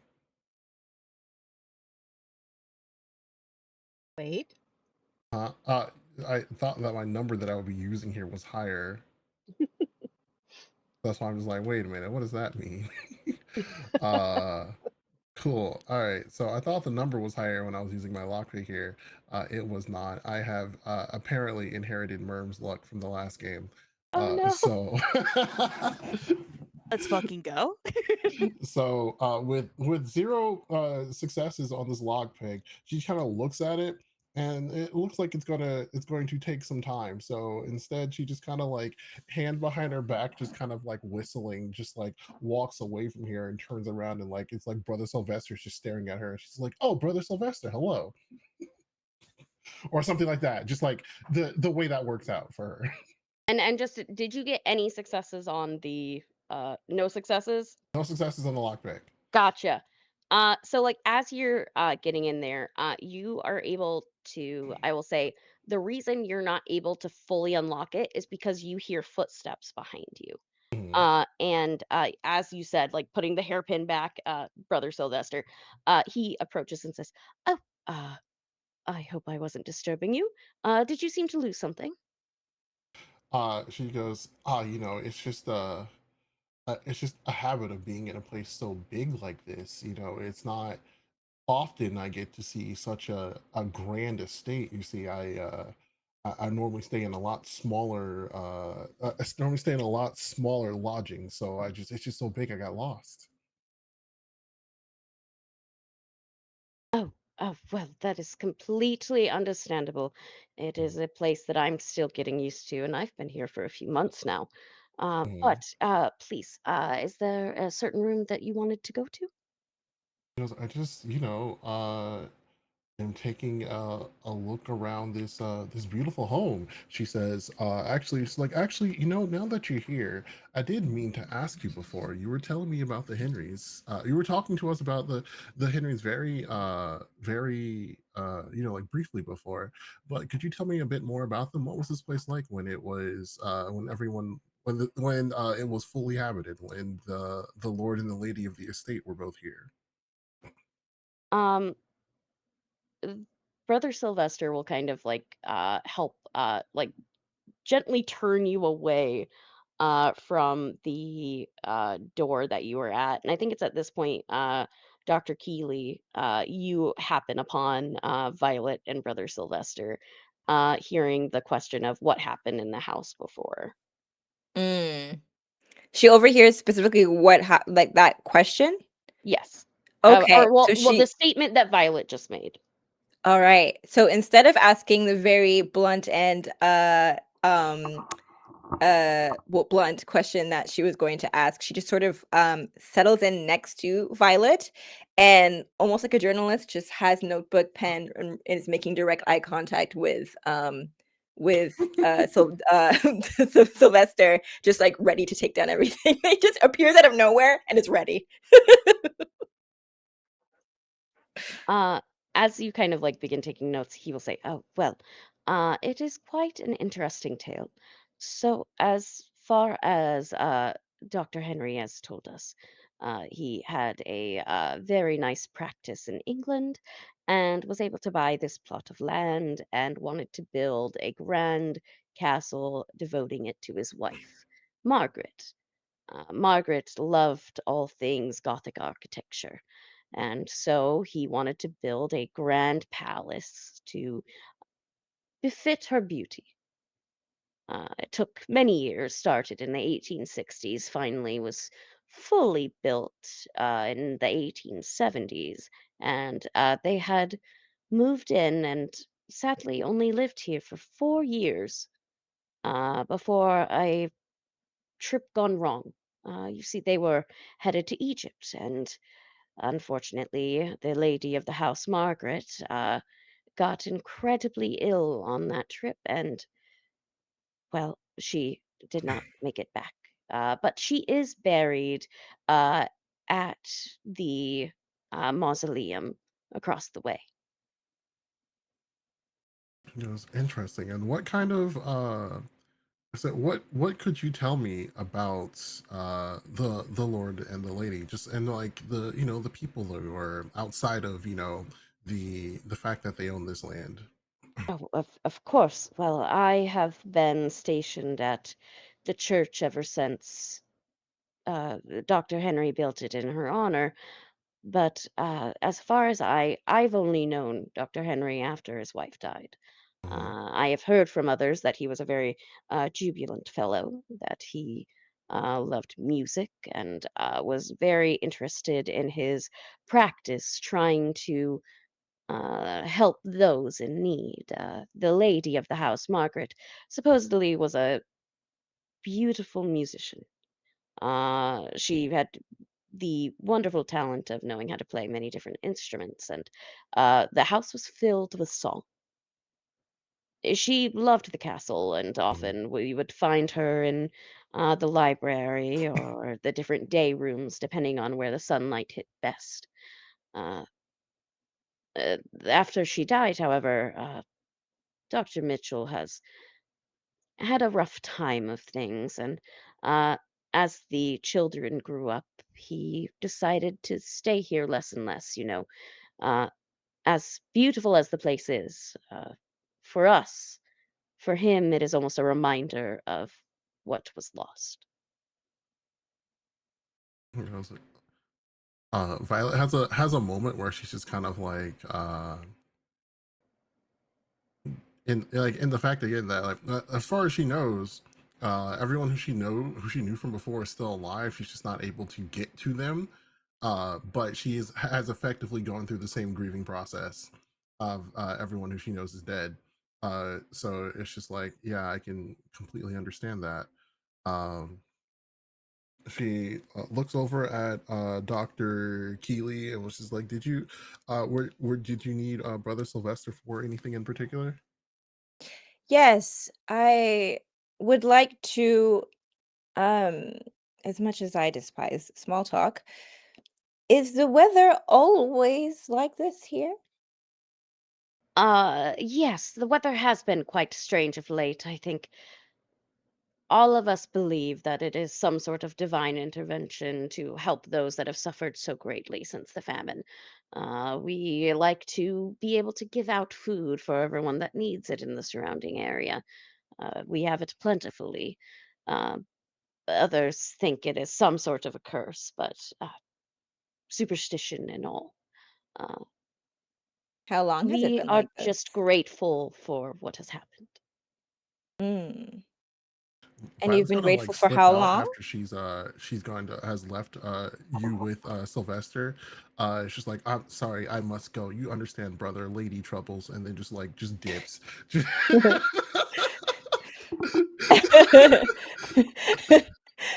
Keely watches Violet leave and just that has no facial expression of like, ah, yes, I relate. It's just like, where are Mhm. you going? But yeah, Just Keely would like like to know how long it's been warm. just handed you off as the distraction for him. Now she has carte blanche to do whatever because the guy who was following her is now busy and wants nothing to do with the thing she just said. Yeah, Perfect. Keely does he not looks a understand little this. startled and clutch pearls. Or I guess it would be like the clutch cross on this, but uh, he will absolutely go and say, "Well, it happened a week or so, or no." He, you see him kind of like pull out a notebook of his and say, Mm, "Oh yes, it happened about a month ago, surprisingly. I mean, we, of course, had the greenhouses that were producing what they could at this time of the year, with how that newer technology works, keeps it warm inside, even though the outside is cold. mhm. But I would say about a month ago, I think the estate was blessed by something. What else happened a month ago? I mean, we have travelers every now and then, but nothing Any of in particular? sorts. No. Goodness, I mean, Um, it I don't is know. Does so Keely want hard a to name drop? remember. Do you want a name drop? I don't know. I feel like Keely does. I feel like Keely specifically asked, "Did you have a traveler by the name of Derek Ryan? Ryan? Mhm. Ryan." Uh oh, I do remember a fellow with that name. Hmm. Interesting. Yes. I He left about a few weeks ago though. Stayed for the night and then uh said that he had somewhere to be the next morning. But that is all I know. He joined us for dinner and the next morning we sent him off on his merry way. By what method of transit? Well, the fellow had a horse and Hmm. was trying to. It was causing a little bit of trouble, but luckily, we have a stable and there aren't too many horses in there, so we just put the horse in there for the night, and then the next day he got on it and The horse with trouble? Some horses, can be spirited. Hmm. I think she's satisfied with that. There's a little bit of a thread that 'cause I think she heard that um Dr. Henry practiced in London. Is that where he? Is that a ways away a while? Was that a time ago, or is that like a He recent? still has the practice in London. Actually, go Okay. ahead and give me a learning logic roll of what you can bring up about Dr. Henry. That's You're my gonna do so biggest much better numbers. than me. Or is that actually my biggest? But I'll try. Let's see, logic and learning. That's 9. I get to Very roll nice. nine. You literally roll over twice the amount of dice that I do for that. Oops. I gave her so many points in learning. Oh, learning and medicine is for two big boys. Oh, one decided to hop out of my hands. God damn it! Not a single success. I guess they don't know each other. Not all doctors know each other. God damn it. Um, it's hard to understand. His practice definitely uh, is not as booming as it originally was when he had the funds to build such a massive place. But you would Mm. have known general information about Dr. Henry. Moved to Ireland about 30 years ago. He was absolutely enamored with his wife. His wife was his world. And after she died, he was a shell of himself. Mm. The practice was kind of meandering. He tried to be there for his children, but unfortunately, he was not a very present father, and more and more spent more time in London than Ireland, as being reminded of her in this beautiful place was just too much. Mm. So, okay. Um. You would also know general info, and this would be something that would have kind of been the talk of the town amongst the doctors, is that he was looking to sell this place. Mm. Okay. I think satisfied with that information, Keely I'm just gonna take a look at this map again. Is the mausoleum anywhere near the abbey? Oh, it's kind of far, eh? Mm. I think Yeah, the then, yeah, go mausoleum ahead. is like the mausoleum is right next to the church. Right, and And that's not a walking distance. yeah, it's walking distance. Everything on that Ooh. map is all walking distance. Oh, perfect. But it is night, correct? Yes, it is towards the evening. So it would be dark, but you can absolutely go out there if you wish. No one's Okay. stopping you. Does Keely have access? I think we were offered light tools, right? And we know where they are now. Mhm. Okay, then that being understood, Keely just sort of takes a last note in her notebook. Um, just kind of gives a satisfied more to the book than to Sylvester, and then turns and walks away and goes to walk down to the mausoleum.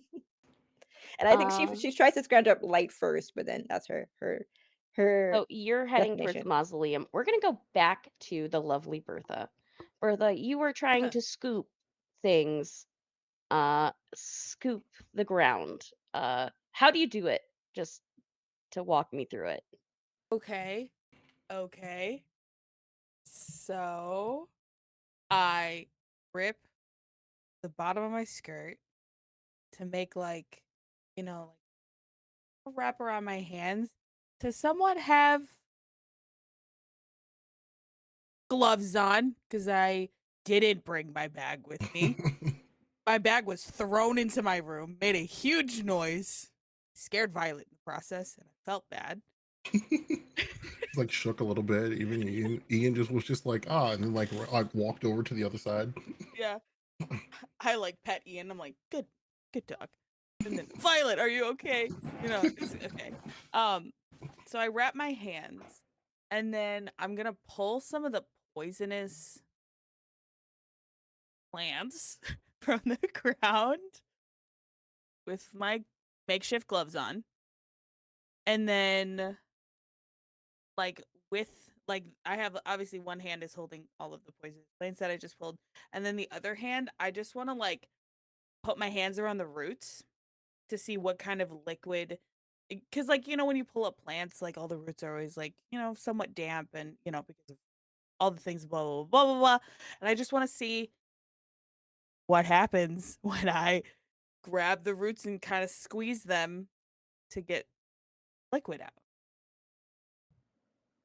You are able to carefully dig out the roots of these different plants. And as you like raise your hand up to like kind of squeeze out the liquid, you watch as the liquid drips from your hand. That it looks as though it is water, but it is red tinted. Oh, And strangely, as like the water kind of drops onto like the stone walkway, the lantern light that you have with you causes this reddish clear liquid to glitter in like gold specks. And that's where we're going to take our break. what? We will be back in 10 minutes What? with the end of this episode. So stick around and see what Bertha found out. What?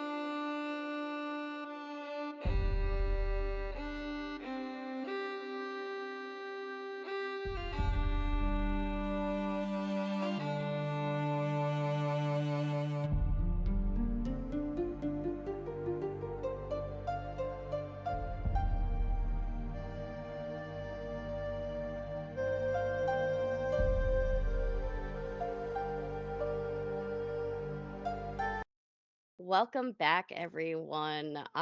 This is another second half of the Vaesen RPG. We are diving into the winter solstice and have a missing person on our hands. Uh, our party has begun to investigate the Kylemore Abbey grounds and have discovered many different things, some a little bit more disconcerting than others. Uh, and I would like to send a special shout out to Sword and Key for the raid. Thank you guys so much. Super excited to have you guys here with us. Uh, we are raising money for Feeding America and helping those out around us. So, as we dive in, Bertha, you watch as you squish out the root. There is this reddish colored liquid. It's at least coming from the root, it is more watery uh with these like the light hitting it has like these sparkle tones come up and around like it's quite strange. Never in all my years have I seen anything like this, and I don't like it. This is that's not what it should be. Nope. No. First of all, it should be water. Second of all, why is it red? Third, why is it sparkly? I don't like this. I don't want to touch it with my bare hands or have it on my bare skin at all. So I want to put like the what I've already pulled of the basil and of the poison, um, and just put it like on the bricks next to me, and then I'm gonna take in my pocket, and I'm going to pull. I would like a. I'm gonna directly quote my equipment. I'm pulling out my extremely strong poison and I'm going to dump it in the place of where the poison was growing. Because there's obviously that barren spot where I just had that. And I would like to just tip over my vial on the dirt. You tip the vial into the dirt and you see it begin to pour out this brackish liquid, almost a little bit viscous in nature. And you see it seep into the ground and you see the herbs around it actually because of how strong this poison is. Like you really only need like a drop to really get at someone with this. It seeps into the roots and you begin to see them start to wither. And then it's strange. You see that it almost looks as though the roots pulsate, almost like a vein would, and re-energize. And you see that the herb that this flowered plant that absolutely is a danger plant, begins to almost weep out that brackish liquid as it just kind of seeps out of the flower. Um, because I own this poison. Is it a contact poison or is it an ingestible poison? I would leave that up to you. Great, it's an ingestible one then. Because I want to take the flower that has ingested this and I want to pull it out of the ground. You pull the flower and there's like this high pitched noise that happens almost like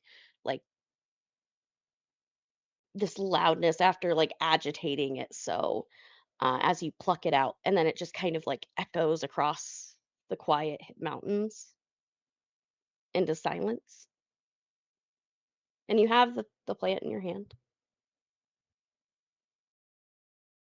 I just want to take a quick glance for whatever or whoever heard that. I need to relook at the map to You were by see. yourself, weren't you? I am a 100% by myself.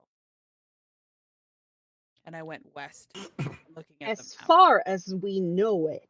Team. Yeah, like the only person who could hypothetically be close to you, I don't know. I feel like maybe if I wandered in that way, I'm the only person Uh, whose location is question mark right now because Yeah. I left Brother Sylvester with Dr. Keeley and then immediately left. so Where's Bertha? we'll Nobody knows. so as far as we'll get to you guys hearing the sound in a moment. Ah, dang it. You currently are at the herb garden, and as you kind of turn around, and as that like shriek kind of happens, that really high pitched sound, um, you see that the plants around it almost like wither and like move away from it, uh, almost like self preservation. Ah. After it's plucked, and then they move back.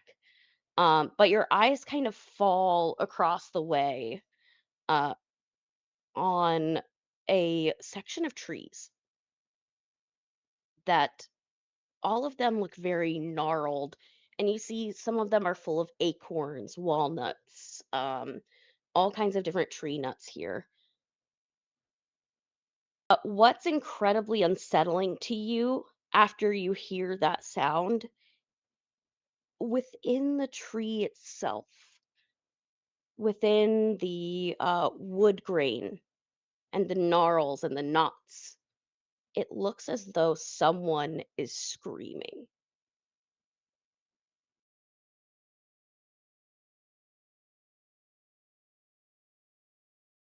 Okay. I'm going to pick up everything I've pulled from the ground over in the herb garden. I'm going to go over to those trees. And you said it's in the wood grain. Hmm. I would like to pick the nuts from the tree. Okay. You again, as you like pluck the nuts from the tree, there is that reverberating high pitched sound, just echoes across the mountains. But it doesn't sound as like bell toned as those flowers did. The flowers had a different resonance about it. This sounds like a human wail when you pull and pluck, almost like pulling hair.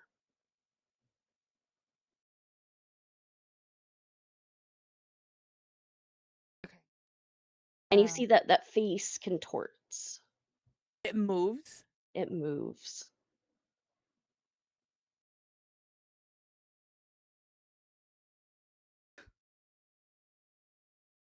So as you deal with the horror that you has befallen you, Can I do one more thing? absolutely.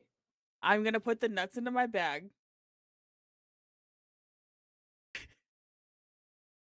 To take out my scalpel. Oh God. I'm going to go up to the tree. I'm going to like look its like the contorted face. I'm not going to like be all up in its face, but I'm going to be kind of back with my scalpel in my hand.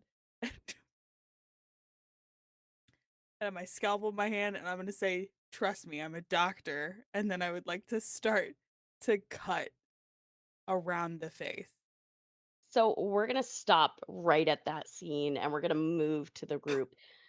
Wherever you are in the house, it sounds, after a bell is rung and there's like this really high pitched noise of the reverberation, that's what you all hear. And it's like at a point where it's like your ears, like it is uncomfortable and it just reverberates. And you can tell it's from the west side. It's not like right next to you. You are hearing the echo of it through the mountain pass. How do y'all Keely heard handle it too. that? Is she still in the house, Keely? Yep, Keely hears it. Okay. Violet hears it. Venna hears it. Brother Sylvester hears it. Uh, Brother Duncan hears it. Sister Mara hears it. What have I done? Sister Sister Kira also hears it. Cool. Violet kind of like falls backward into the wall a little bit, like when she hears it. It's like if you get her hands on something solid, and feels the need to the she has her stick, like she has like I would imagine that she just kind of like has like, I'm gonna get like a little like tiny slight bit futuristic. She like her stick that comes apart in the middle, right? Like it's nothing like too fancy or whatever. It's very easy to make like male and female like screw parts and something like that and put it together. So like she had them like kind of like separated and like off like on her side, connected to like let's say like the belt on her pants. She puts it back together again. She likes the feeling of having something in her hands right now because doesn't really know what's going on. If someone asks her something, she'll say like her knees are bad. But she's just kind of like walking around with her stick now, getting ready to swing at something as she is investigating. Um, Yeah, go ahead and roll investigation and logic. Absolutely. I'm so happy to roll this. You don't understand. You want to know how happy I am to roll this? How happy? I have a 5 in logic and I have a 3 in investigation. Oh heck yeah. Now you jinxed it. Absolutely, but I'm okay with what happens as a result. I jinxed it when I showed up to stream. I have a today. 1. One success. Even better. Perfect. You are you trying to figure out where the sound came from? Hmm? Or what are Um, you investigating in particular? oh no, I meant more kind of that guy. Like I'm just investigating the house still. Like this is where everyone Gotcha. stepped off. Okay. So I haven't like popped in on anything yet. But Cool. mhm. Where in the house are you currently? All right. 'Cause that'll help So me. after I got shooed away from the coal store and I left Brother Sylvester alone, um, you know what? I could I find Brother Duncan? Yeah, absolutely. Brother Duncan is finishing up dinner. Cool. So I'm gonna head into wait, the kitchen is behind locked doors. We can't get there. Yes, but if you would knock on it, Brother Duncan is in there. You hear the sound of pots and pans, Mhm. of sizzle on the stove top. Especially after that clarifying sound, it's strange. Like it's almost like your hearing is better. Okay. So I'm going to come into the kitchen, like knock on the kitchen, because I hear someone in there. Hello, is there anyone? Sorry, that noise was so frightening. I just need a place to sit around somebody right now. Opening the door is like a 7 foot tall man. His hair is like brushed forward and it's Mhm. almost like gelled forward. He's very broad in the shoulders. And he looks like the torso could be part of a tree. And he will just say, and just usher you with an arm into Uh, the kitchen.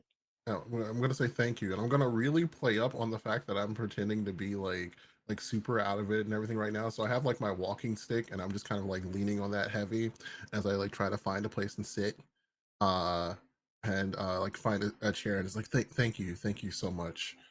Did I get his name before, or did we find his name at any point, or would I like have to go through introductions? Yeah, you would have gotten the name Mhm. from the brother Sylvester. So Okay, this is brother Duncan, right? yes. Hey, that smells lovely. What's for dinner tonight? Meat, potatoes, vegetables, and sauce. Is he so do I get the feeling that he's a man of few words, or in that this is not his first language? This is a man of few words. He seems to be very focused on what he's doing, but he definitely you can tell that this isn't like not understanding the language. This is Mhm. he is direct, telling you exactly what you need to know, without any kind of flowery descriptors, and getting his point across. Like he is very on point of his time. Everything, every movement is exact as he does it. I was just kind of like, all right. And Violet's just kind of like sitting there, just trying to find an angle into how to get this guy to talk a little more. And he goes, have you, so while she lets him cook, so have you been here long?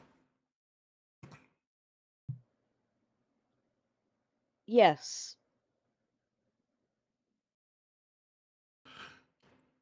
And is that, you've been at the house long, or you've been a monk at the church long? Yes. He goes, okay. Could you, she goes, could you tell me a bit more? She goes for like the the easier route of like, could you tell me a bit more about the faith? You see, I lost my my husband and my family a little while back, and anything, you know, that you can offer me that would give me a little peace in the situation would be very appreciated. Um, Violet, make me an observation empathy check. Okay, 3 successes. 3 successes. As you watch, you've spent time with people of religious backgrounds, Hmm. especially in this time era.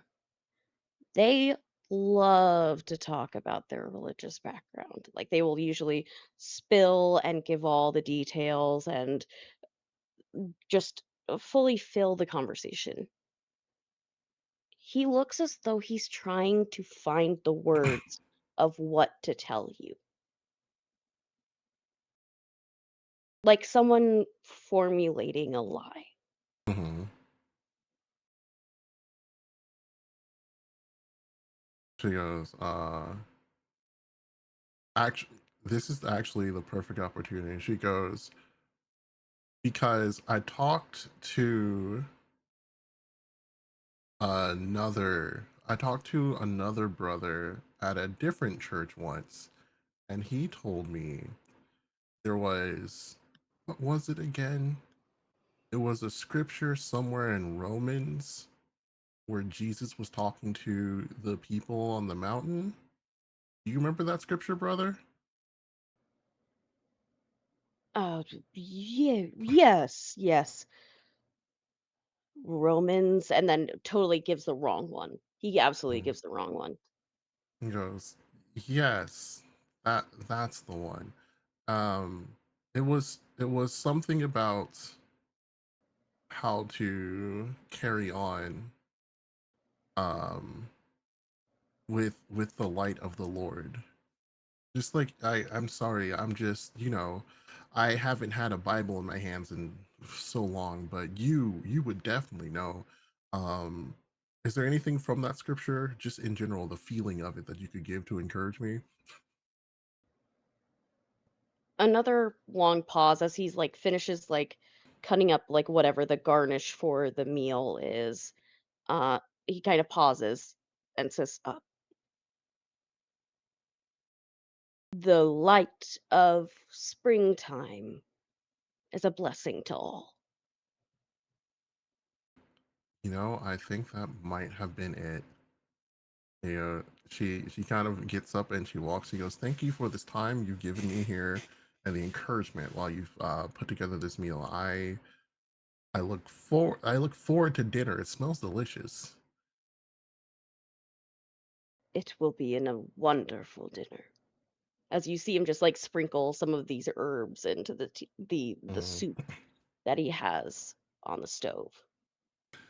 And with that, Violet's going to get up and she's gonna make a show of like thinking of like pretending to be feeble and just kind of like hobble away on the walking stick.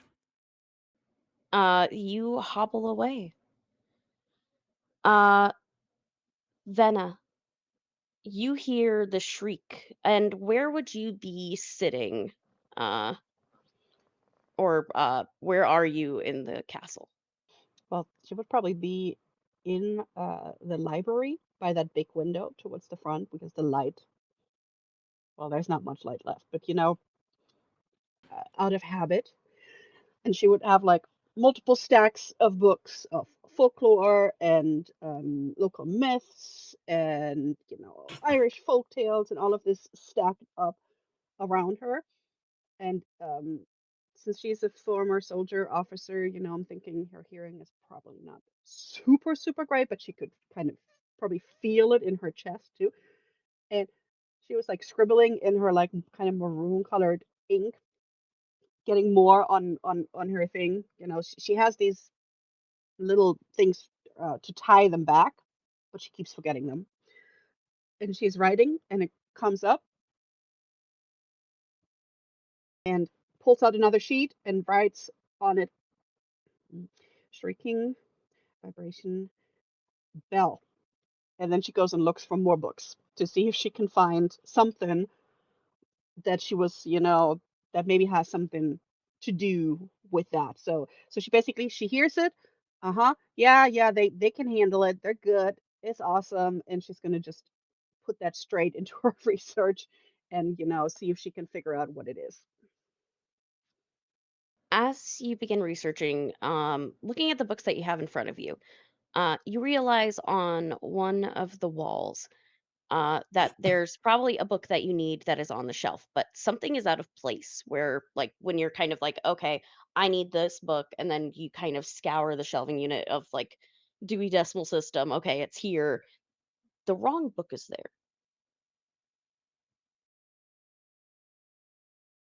And that would throw her for a loop. That would be like, who is shelving this? And then she would go and she would look closer. And in her brain, it's like, gothic horror novels. If I pull this, is something gonna happen? Just gonna look at it first and check it out, and then just like gently with one finger, like see if she can tip the book out, like, okay. That as you gently put your finger out and then slowly tip the book, you hear cogs and gears begin to grind in the wall as the bookshelf begins to slide into the wall, revealing inside it looks incredibly disheveled. This room has been heavily used, all the sheets gone, perfectly dusted, immaculate. And there are a bunch of rune signets throughout this particular room. It almost looks as someone was practicing the signet in this room because as you step in, every step you take feels like a different season. Is The weather in here is almost in flux. At moments, you feel the cold breeze of a snowy day, and then the warm sunlight of a summer afternoon, and then almost the crunch of leaves under your feet from a fall evening.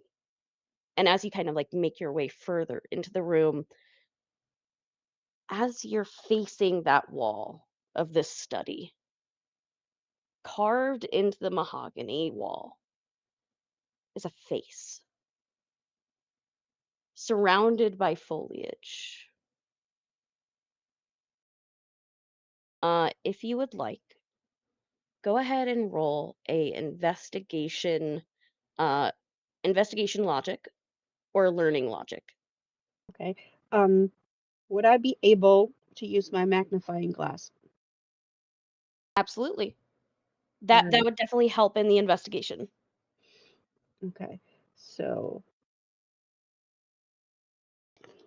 4 investigation, 4 logic, 1 magnifying glass.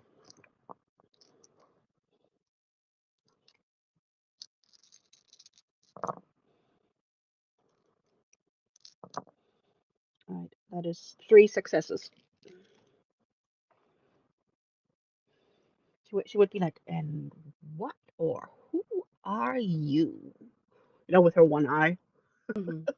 As you're like investigating, it has been like carved with like some sort of like rudimentary tools. This is not like something that was done on n- it was done on purpose, but it wasn't done by someone with an artful hand. It seems like this was done by like a amateur. But carved through the wood, you would realize just like as you're investigating it and seeing the symbols, that this is an image of the Green Man. Hmm.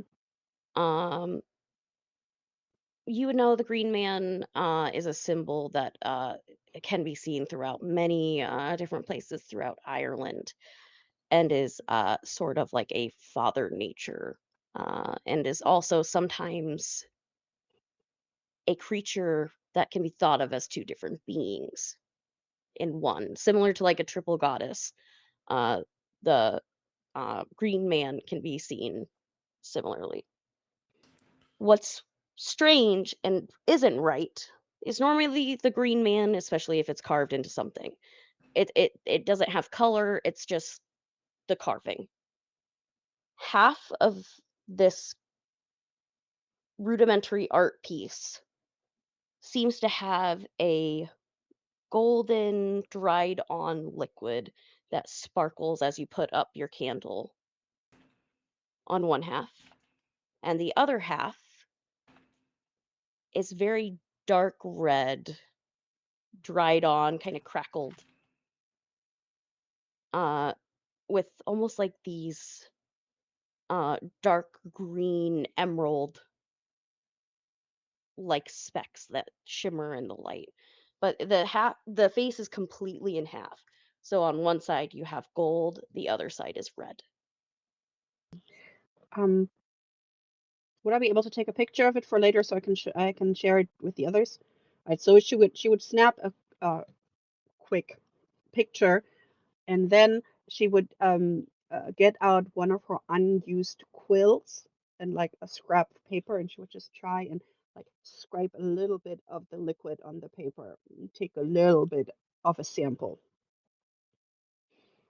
You're able to scratch up, and you're doing a sample of both sides? Yeah. Okay, yeah, you collect a sample from both sides. No problem. I'm not even gonna make you have a check for it. That's in your skill set. And what do you do after that? Um, well, while she was scraping it down, did it smell a specific way? Anything that stood out to her? Like is it Yes. It had a scent of iron, like blood? like blood. All right, so she would fold it, and then she would like write on one, this side, that side, and then fold both of them into another piece of paper. I'm like, I really got to check this out. And then she would just check the rest of the room because it's basically going into the other study, kind of, right? Mhm. Yep, this So was a hidden door to the study. yeah, so she would after that, because that was the first thing that she would check the rest of the room, and in her mind it gets added to the checklist. Bell, screaming, green man, withering plants, sucking out life. And in her mind, she's like doing a little checklist of all the things she got to look for and make sense of. As you kind of look across the room, using some of those three successes uh, for your roll, um, you scan and see that there are a bunch of like notes that look like some sort of like chemistry notes. Hmm. They talk about different percentages, like almost like a recipe of Hmm. sorts. She would take a picture of And that one too because she and doesn't want to copy it. valid. You can see that there also were some tests. Mhm. One of them saying that the 2080 had a slight increase in the production, but lacked environmental change. So she would take a couple steps back, and then go to the door of the library and put her head out, and then use her drill sergeant voice and just holler, Keely, meet me in the library now. Uh, we rewind back to find Keeley in the moment of hearing that bell sound. I think in hearing that sound and in catching the harmonic of it, that it sounds not like a pure sound, but the sound above a sound, she, more so out of being startled by the scope of the sound, like it is not, it's for such a high pitched sound, is not coming from a small location. It's like you said, it feels like it's coming from the West in general, and it is everybody in this area is hearing it. She is so startled that she staggers backwards a bit, leans against the wall, and then kind of thinking twice about what she's done, not really second guessing herself, but realizing the opportunity in what she's done, kind of curiously presses her ear against the wall to see if there's any reverberation within the house itself. So two things. Earlier you were walking with Brother Sylvester and kind of Oh, he discussing. he followed? He followed. Ooh. Absolutely. He followed and has been like talking about the history of the house when that ringing begins. Um, Ah. he does not react. Hmm. Does But he find it odd that she did? no, it's more of like he finds it odd that um or at least from what you're perceiving, more of like concern of are you all right? It looks like almost like you fell over and like leaned your head on the wall is how at least he has taken what your reaction was. He didn't hear it. Well, if you would like to see whether this is a feigned reaction or not, Yeah. go ahead and roll an observation empathy. Okay. Let me scroll up here. Observation. Empathy is 2. And observation is 1. Okay, let's see. Actually, I'm gonna use the big boys. Serve me well, big boys. You have failed me, big boys. I got a 1, a 2, and a 3. It's hard to tell. This is a person that's incredibly hard to read. Um, Hmm. and it almost for a moment as you're like watching and like so shocked, like, why didn't you hear it? It almost makes you feel like, did that actually happen? Hmm.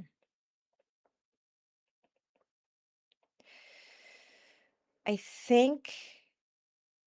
Well, so you said Brother Sylvester reacts as though she stumbled apropos of nothing and seems Yeah. like dizzy or And something. like leaned on the wall. Yeah. So you can still do that action, but he has not taken it as a strange occurrence.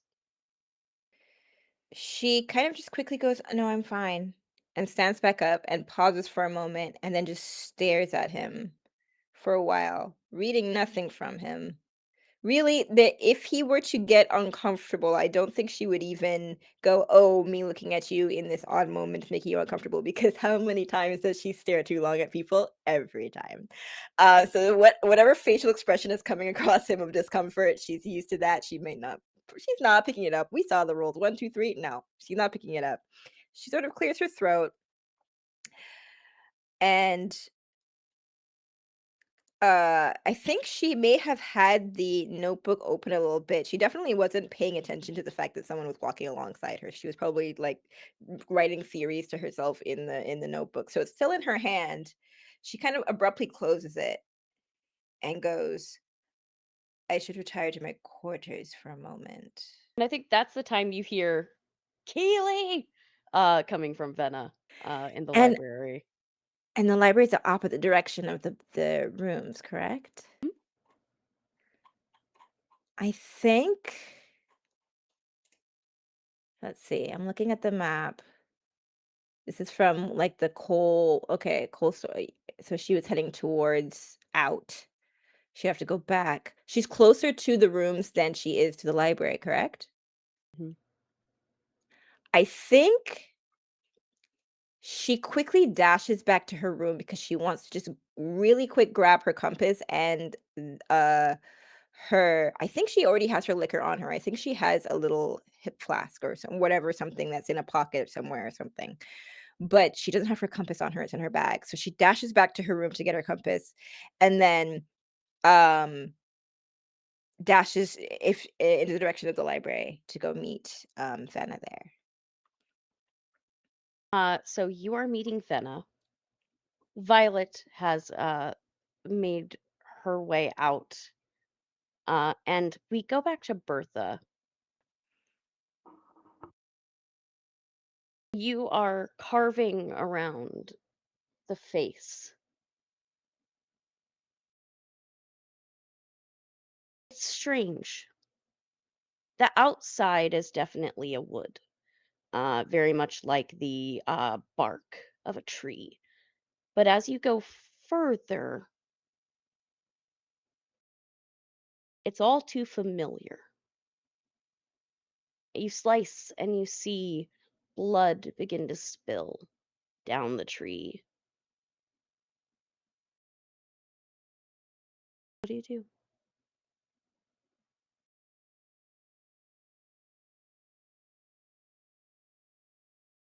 Bertha stops for a moment, looks at the face in front of her, and just asks very, very politely, softly, I can stop. This is only to hurt, but I can keep going if this can help. There's no response. Whatever or whoever was transmuted into this tree, and almost as you're looking further and as you've done this investigation, it looks as though a tree was grown out of a person. And where the person starts and the tree stops, it's hard to tell at this point. There was no one left inside. Only the pain and the suffering that existed before. So, in carving, did I kill whatever inhabited this tree? Or is it still, do I still feel a pulse like underneath? Is the tree the same as it was before? Has it changed?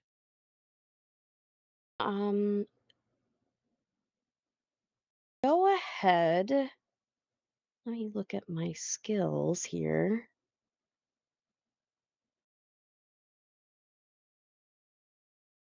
Give me an observation empathy roll.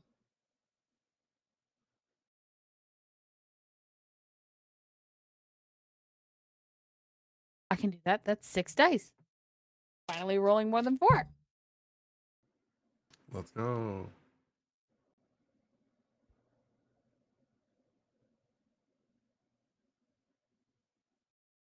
That is 2 successes. See, those 2 dice came in handy. Yeah. This person was cursed.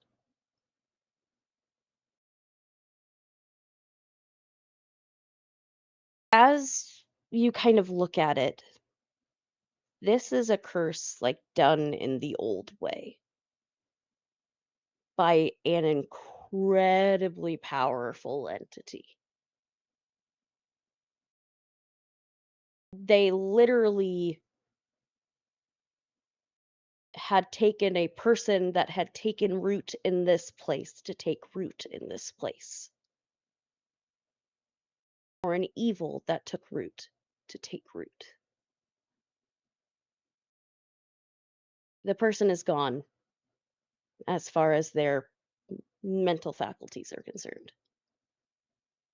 But they, as long as the tree lives, they live.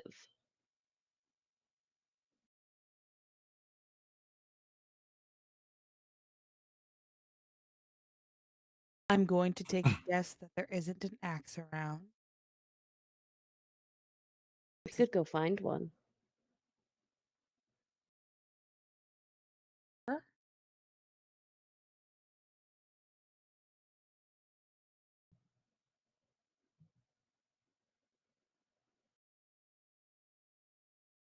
Could I make an argument that part of like small doctor's bag that I have is a quick way to make a sterile knife, which is extreme heat.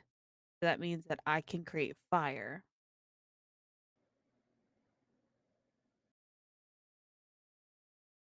Hear me out. I got a liquor bottle.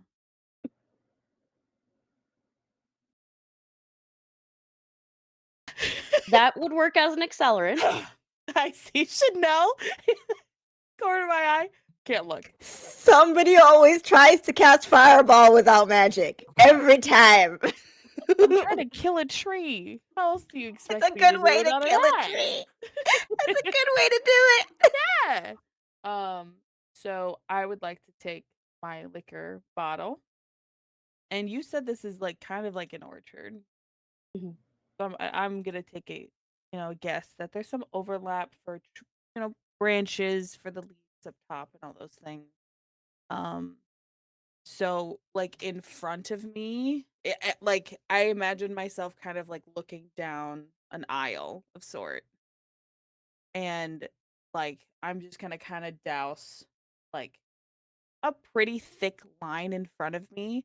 I'm pretty upset that this very good liquor is gonna have to go to waste, and by that I mean not ingested by me. Um, I love this like malicious scientific method you've been going down this entire time.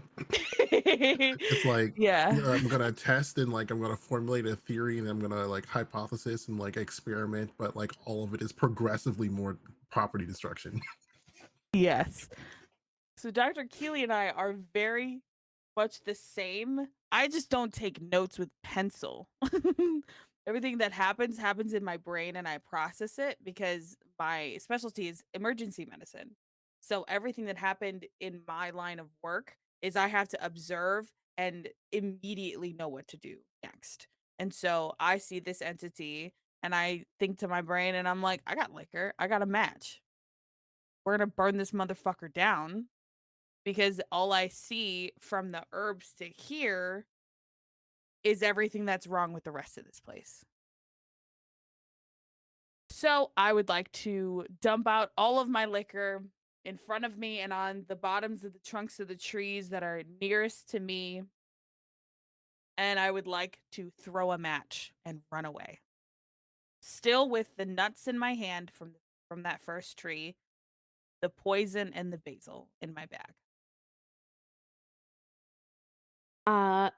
You absolutely can do that. And when you were looking down that long line, not every tree had those gnarled faces, but there were definitely 5 in the nuttery that were once people. You are able to set it up where you can just kind of let it burn. You are able, with that accelerant, uh, to burn the nuttery as a whole. Like that is ash, except for the people, because that takes a very high heat. Uh,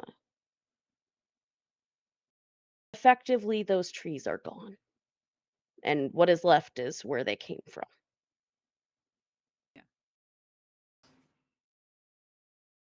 You are able to walk away,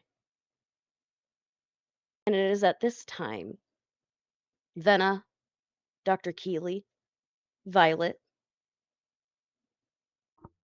you hear a bell ring in the house. Dinner is served. And that's where we're going to end it for tonight. Ah!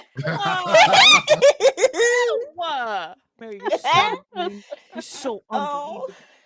The problem is Keely doesn't know that Chanelise doesn't want Keely to eat the dinner. And I'm Yeah, concerned nobody about knows that. Bertha knows that none of you should eat the dinner. Nobody knows that No. Violet knows that none of you should eat the dinner. Nobody knows. Closer. Mhm. Bertha has people in her pocket, basically. Ugh. There's people in her pocket. That's so. Oh my god. I mean, Crimson knows things that if Nuts. Violet knew them, Violet would be leaving immediately. Yeah. That's what Bertha's coming back for. We have to go. We have to Bertha, leave. run. Derek is dead. Derek has to be dead. Has to. But that is all we He's have for fertilizer. tonight. Mhm. I would like to talk to our wonderful cast here about what they are up to. Looking at ye old list, we're gonna start out with Yeah, Merm for our That's right. outros. It's me. Oh my gosh. I need to pull up my calendar on my phone. What am I doing? That's such a great question. I don't think I'm actually doing anything until Sunday. Hi everybody. My name is Merm. I use they she pronouns, and today I've been playing Bertha, who's been making bad decision after bad decision after bad decision, and I love it. You can find me on Blue Sky at Merm with 3 R's. That's MIRRRM. Where I post kind of wherever every single place I'm gonna be. Sometimes if I remember, I whatever my words. I've been up since 7:30 in the morning, and this is the end of my night, and I couldn't be more happy to be with folks that I got to play with tonight. And I love all of you very very much.